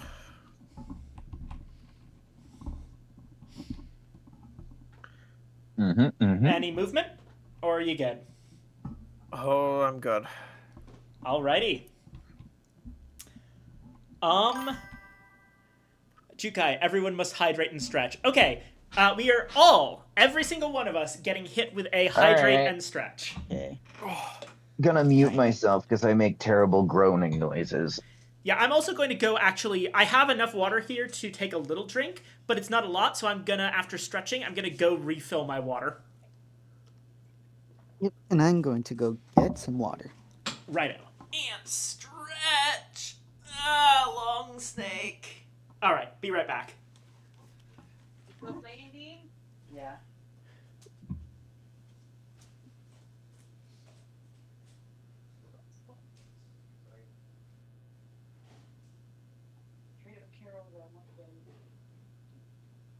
I don't feel like it. I don't feel up to it.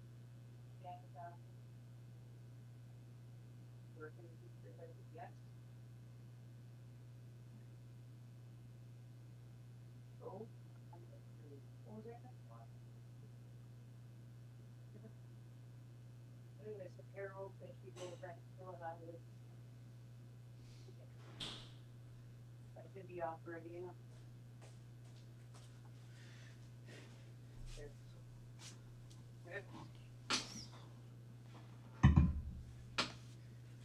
Righto. Alright, I'm back with a whole big carafe of water. Everyone know what a carafe is? It's one of those words that, like, we still use carafes, but I don't think the word comes up very often. If you've ever seen those, like, very tall vertical pitchers that that waiters use at restaurants to pour your water from, that's a carafe.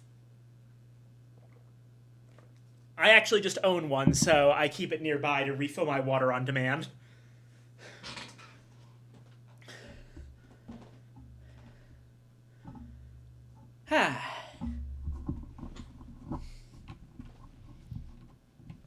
Alrighty.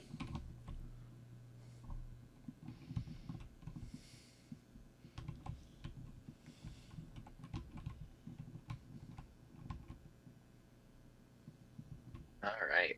Whose turn? I don't know who's back yet at this point. It should be the next turn should be me actually, so I will start doing that.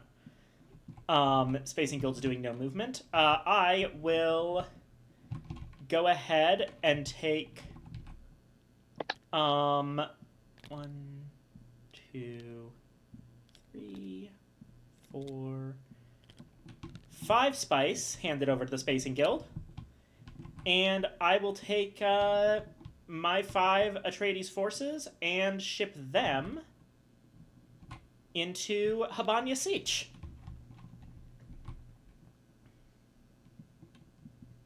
And all of my forces are on board, split between those two areas, aside from the one guy who's still dead.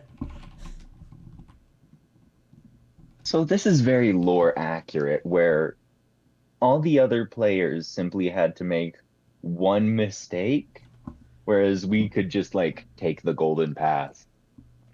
Exactly. uh, a huge amount of gameplay for this game, and like who is going to come out on top. A lot of it comes down to how well the Atreides is taking notes. Alrighty. Okay, we've got Fremen in Siege Tabor. They've shipped in. And Emperor's turn.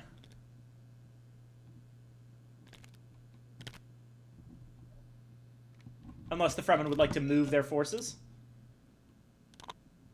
For whatever reason. Yeah, You know, yeah. I probably could have shipped a huge chunk of troops directly into Carthage. You probably could have, Yeah. but it's not your turn anymore. Yeah. And we're not playing with advanced you rules, could've- so I can't just cheat that. You could have shipped 7. Could have shipped a good chunk over to Carthage, challenged control. And it's not like you have your highest power leader Yeah, the back movement. anyway, so... Right, right. My leaders, they're in a dire situation right now. Well, not dire. Where shall I move? Bomb. So from Sierra, go north to Imperial Basin.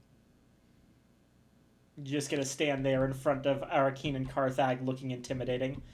Alright, Yeah. Emperor. You've got the last move before You we can start be- battling.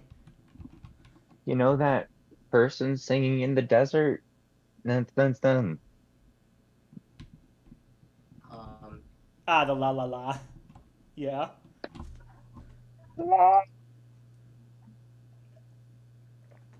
All right. Do absolutely nothing because I don't feel like I can do anything soundly enough. I mean, you could ship 3 guys into Carthage. My only guy is into territory that definitely wants me dead, just because, just for fun. Keep in mind that if Base and I win... If Base and I each win at least one battle this turn, we win the entire game. Mm-hmm. So you should probably contest Carthage, because then that's a chance to eliminate a leader. The reason me and Anna are talking about victory so much Is It's 'cause because it's you're pretty sure. So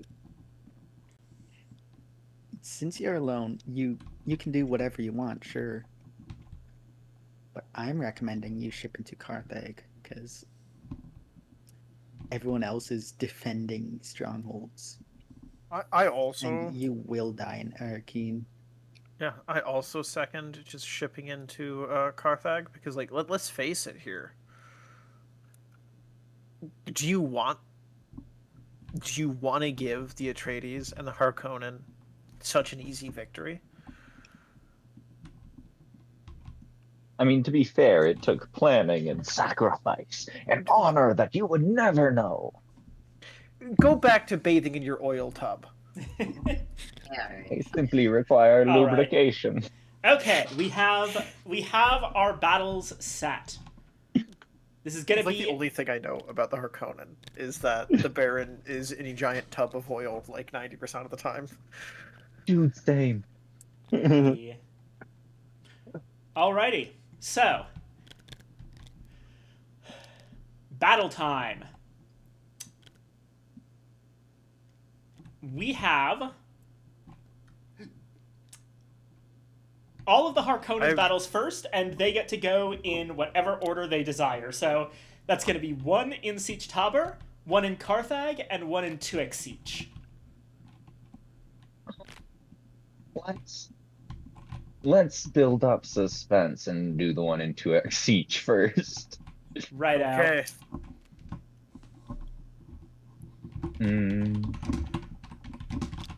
I'm going to. One moment. Message for you.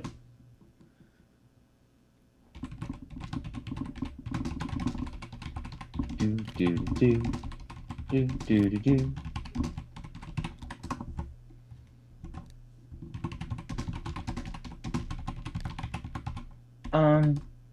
By the power of Atreides, and I was just given permission. Yep. What weapon are you using?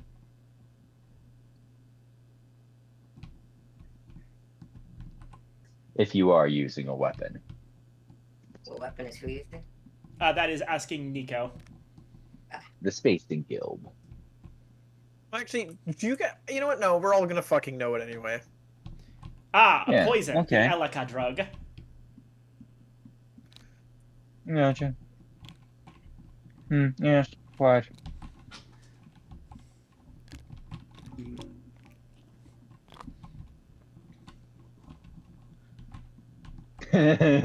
No. I'm Okay, not. hold on. I'm not that guy.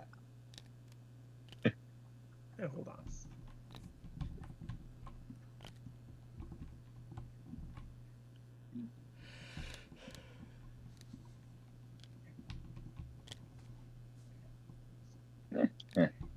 All right, we ready? Yep. Whee! Alrighty. So, Beast Raban is alive. As is Esmar That's Tuek. And it's a tie. Honestly, all I needed was Beast Raban to stay alive. Oh, keep in mind that if you use him in one space, you can't use him in another the same turn. Oh, I can't? You can't. You can't. Okay, then I'll just switch him out with Captain Ismar is Ivan. live. Yeah, sorry, that was my bad. Defense with poison. Okay. He's alive. Put him back in your thing. You just Wait. can't use him again. Wait, hold on. He's Who alive. the fuck won? Okay, Dude. so You did. let's go back. Spacing Guild wins, Oh. but the leader doesn't die. No leader dies. This You just does lose 6 forces. unfortunately and mean also that Although- Harkonnen loses the snooper. May I retcon that my dude was this dude, now that I... Yeah, that was my bad from not explaining a rule well enough. We forgot from last time. May I? I'm asking the Spacers Guild if it matters to them at all. It.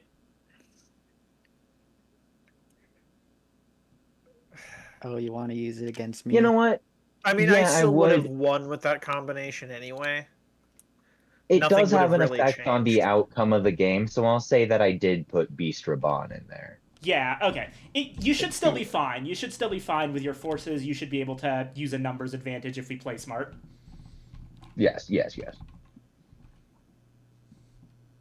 and 3s. Okay.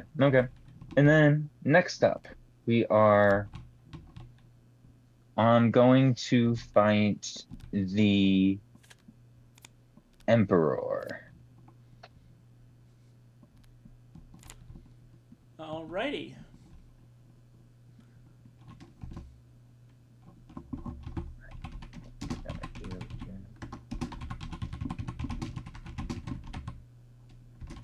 Speaking with my Atreides advisors.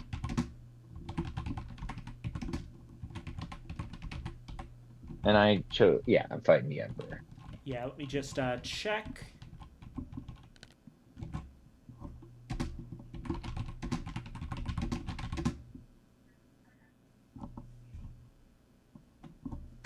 Oh, actually, never mind. 1 second.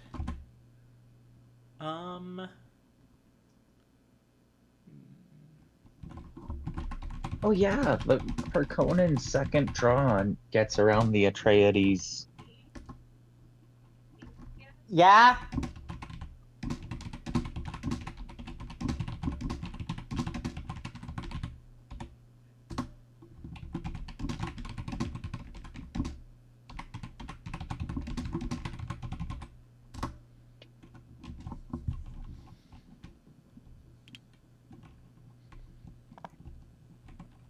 Right out.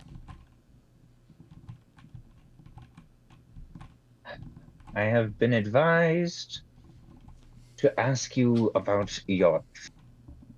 Um, I've been advised to ask you about your troop numbers. Plan on committing anything less than your best? Lessons for you, Ollie. Yep. How many troops did you plan to commit?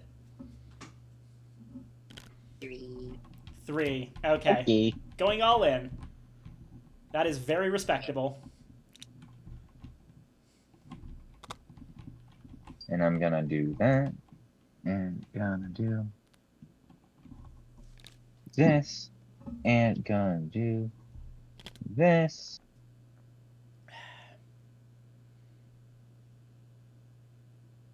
Yeah. Gonna do this. Are we ready? Ready, Ollie? Yeah. We are. Alrighty. As I kind of had predicted that this is where Ollie would call it Hazimir Fenring. Funny fact, I'm not going to be able to use this, like, at all, but at this point... Actually, no. Just in case we end up losing this setup, I'm not going to reveal. Anyway. So... The trip to Gamut gets discarded. Shield blocks Crease Knife. Malapistol shoots Hazimir Fenring dead, giving the Harkonnen 6 spice. Yeehaw. And Harkonnen then wins the overall fight. And I dedicated 6 dudes, Mm-hmm. leaving me with 1 fella on site. Yeah. Oh, quick thing. Go ahead and place down Beast Raban in Tuek and Captain Yakin in Carthag to indicate that they've been used this turn. That way, Understood. Everyone can see what leaders the Harkonnen don't have. If I can Yeah? balance. Yeah. There we go. Is that balanced for everyone? Yep, it is. Okay, perfect. The Emperor loses their guys there. All and right. Harkonnen can go And ahead and then take their on- pistol and shield back. Oh, yes, yes, yes. Mm-hmm. And then to my fight with the Fremen. Good thing I know exactly who you're using. Fremen have their 7, 3, and 5 missing. Means you are going to use the 6, Johnny. Like, We both know exactly who the other's using. yeah.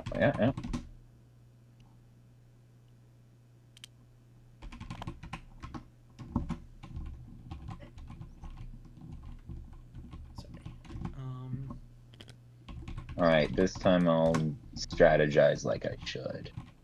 Yeah, I've given you the information that I have. All right, so 3, and then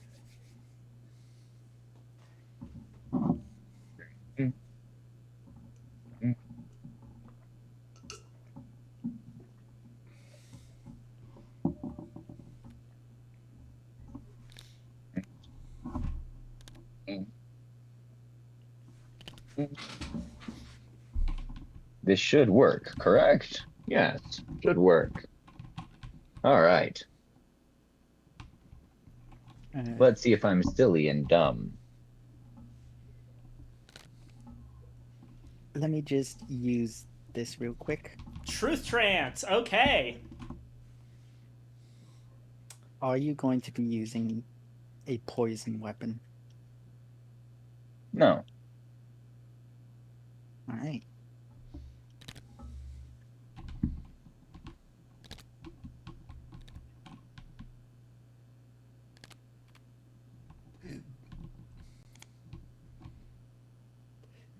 You ready? Are you ready? I'm ready. Yeah. uh, okay, so Shawnee's dead. Yeah, Chani is dead. Yeah. That's another 6 spice to the Harkonnen. Oh, whoops. This is. You should have a total of 12. I do have a total of 12 on my board. Gotcha. Then I'll just put this away. And then 1 plus the 3 is the 4. Yeah, there we go. There. And then I take my cards back. Right. So yeah, at this point, there's no. Or no, wait. I still have to win mine. Right. I forgot that because Beast Raban is Oh, there. wait, I forgot that. Yeah. All right. It's down to me versus the Spacing Guild. Alrighty. Hello. Hi. So, you are the aggressor, so you will win any ties. I am going to use my special Atreides precognition to ask you, what weapon are you using? Poison or projectile? Projectile. You plan to use the stunner? Alrighty.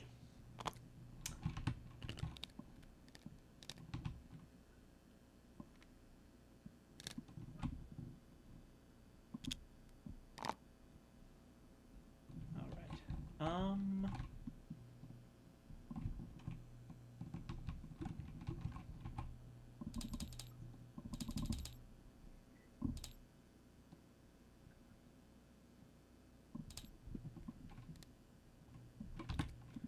Just double check everything to make sure it's all correct.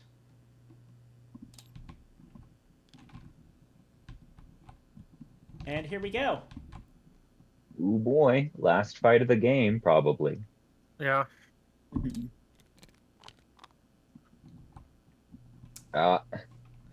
Staban Yep. Tuek is killed, and the Atreides win the fight.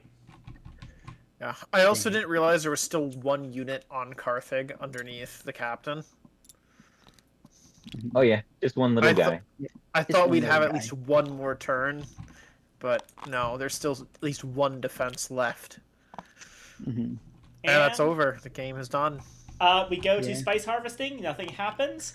Mentat pause phase, and the Atreides Harkonnen alliance has taken 4 strongholds and wins the game of Dune.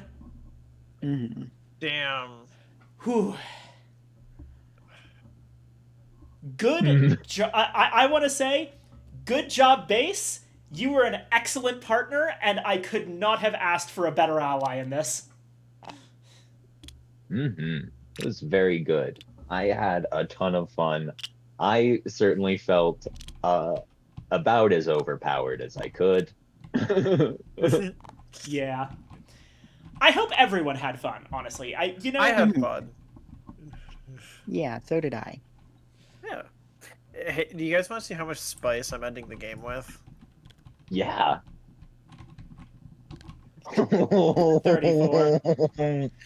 So, I just want you to know I currently have 3, but I had 17 this previous turn.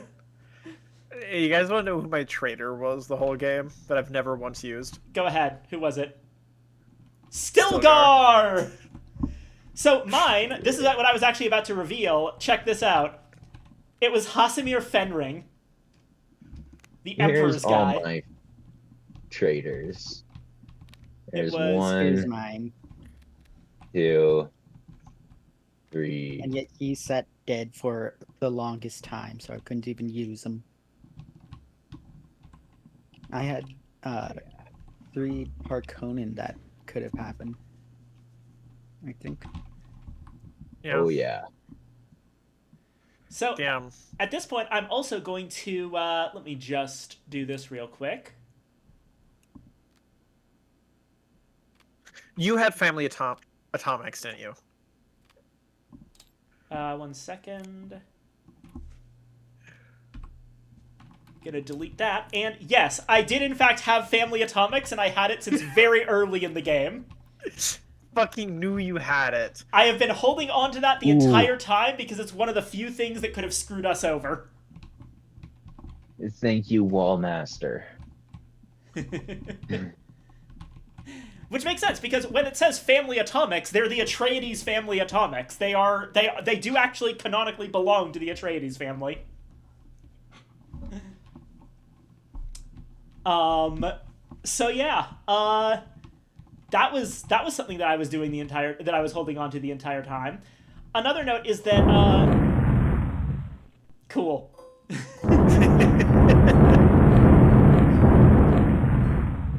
But yeah, anyway.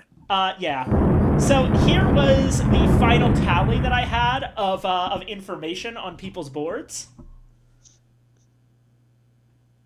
I haven't updated it from a lot of the battles in the last turn where people got rid of their stuff, but basically I had everything still in the deck up here, everything in the discard over here, and I had the hand set over here, and I kept like hawk-like track of that shit.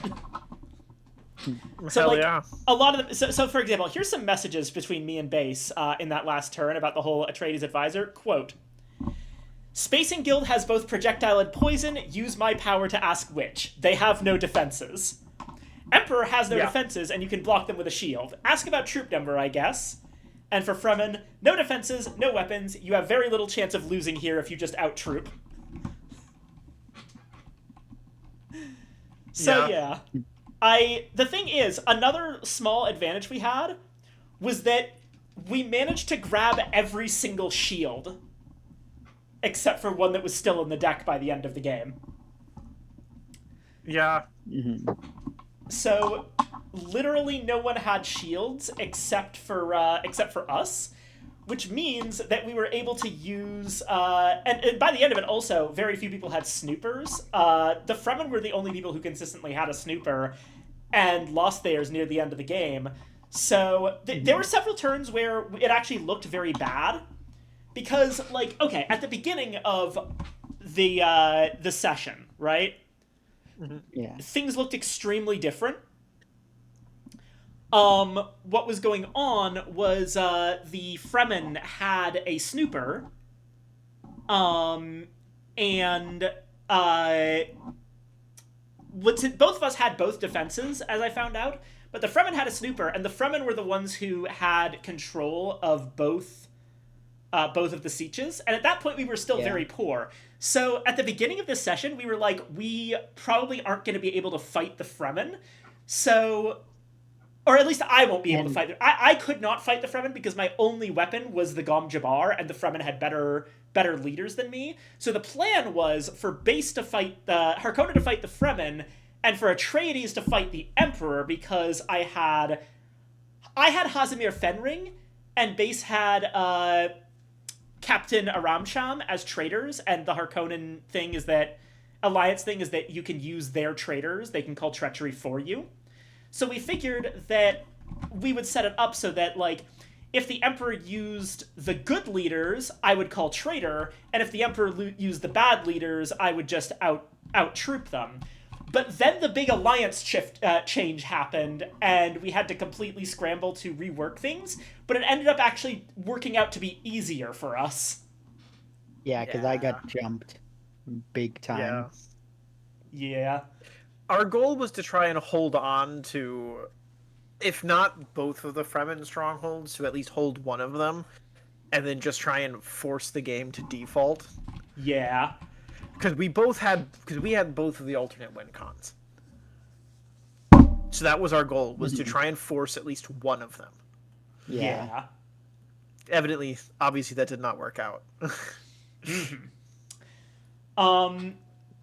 A lot of how we were able to pull off as big of a last turn as we did is honestly because, well, it's partially because no one contested me in Wind Pass North when I grabbed a bunch of spice, but also because, yeah, like, I did get you guys on that last turn to pay me quite considerably for information, which was extremely helpful. Yeah. And I was able to share that wealth with the Harkonnen, which was nice. Um, For such I a economics focused game, the two least economic players allied kind of can work around that. Yeah, because that's the thing, right? Like, economics is important. It's a very economically focused game, but it's also a game with a ton of hidden information. And there's a funny thing about hidden information with the Atreides. It doesn't stay hidden for long. Yeah, plus, also, the fact that the Harkonnen have so much ability to get and hold cards means that they can actually... another one of the big reasons that we were able to pull off everything we did was that we were holding all of the shields. And I being had able to two pull... shields, a las gun, a mala pistol,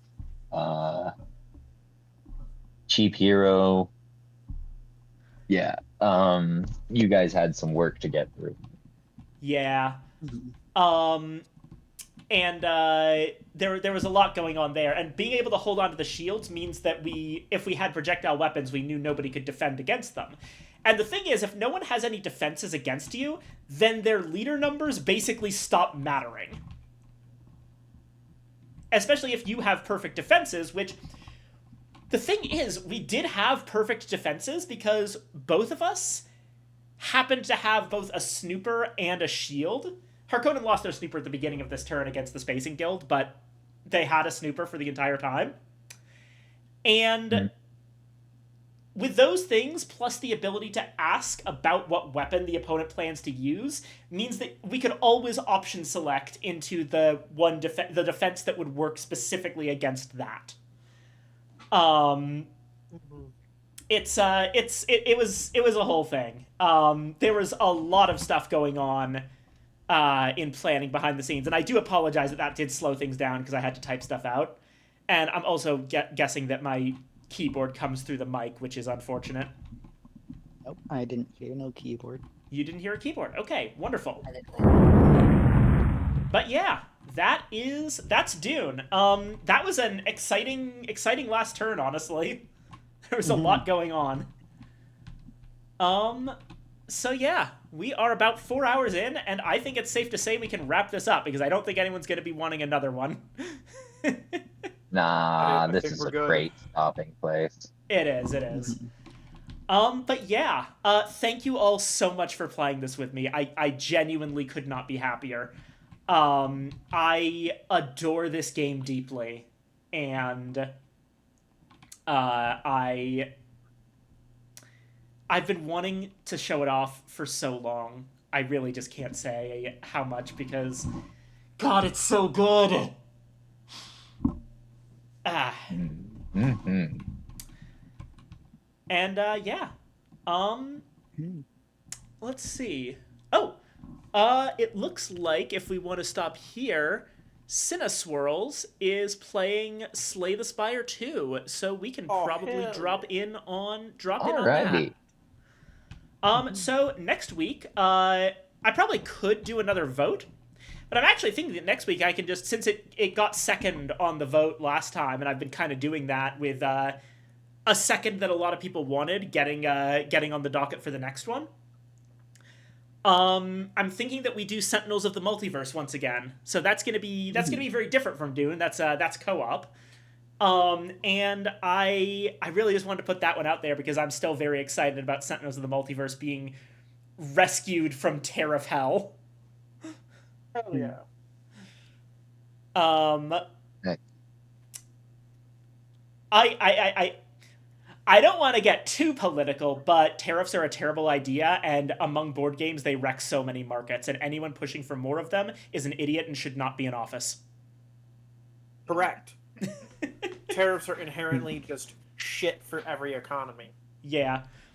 It's been very, like, first world problems, I know, but it's been very personal to me because of how much I love board games and how many of my favorite board game manufacturers have had to essentially either been in serious financial trouble or straight up shuttered and having to cancel big projects because of the tariff situation.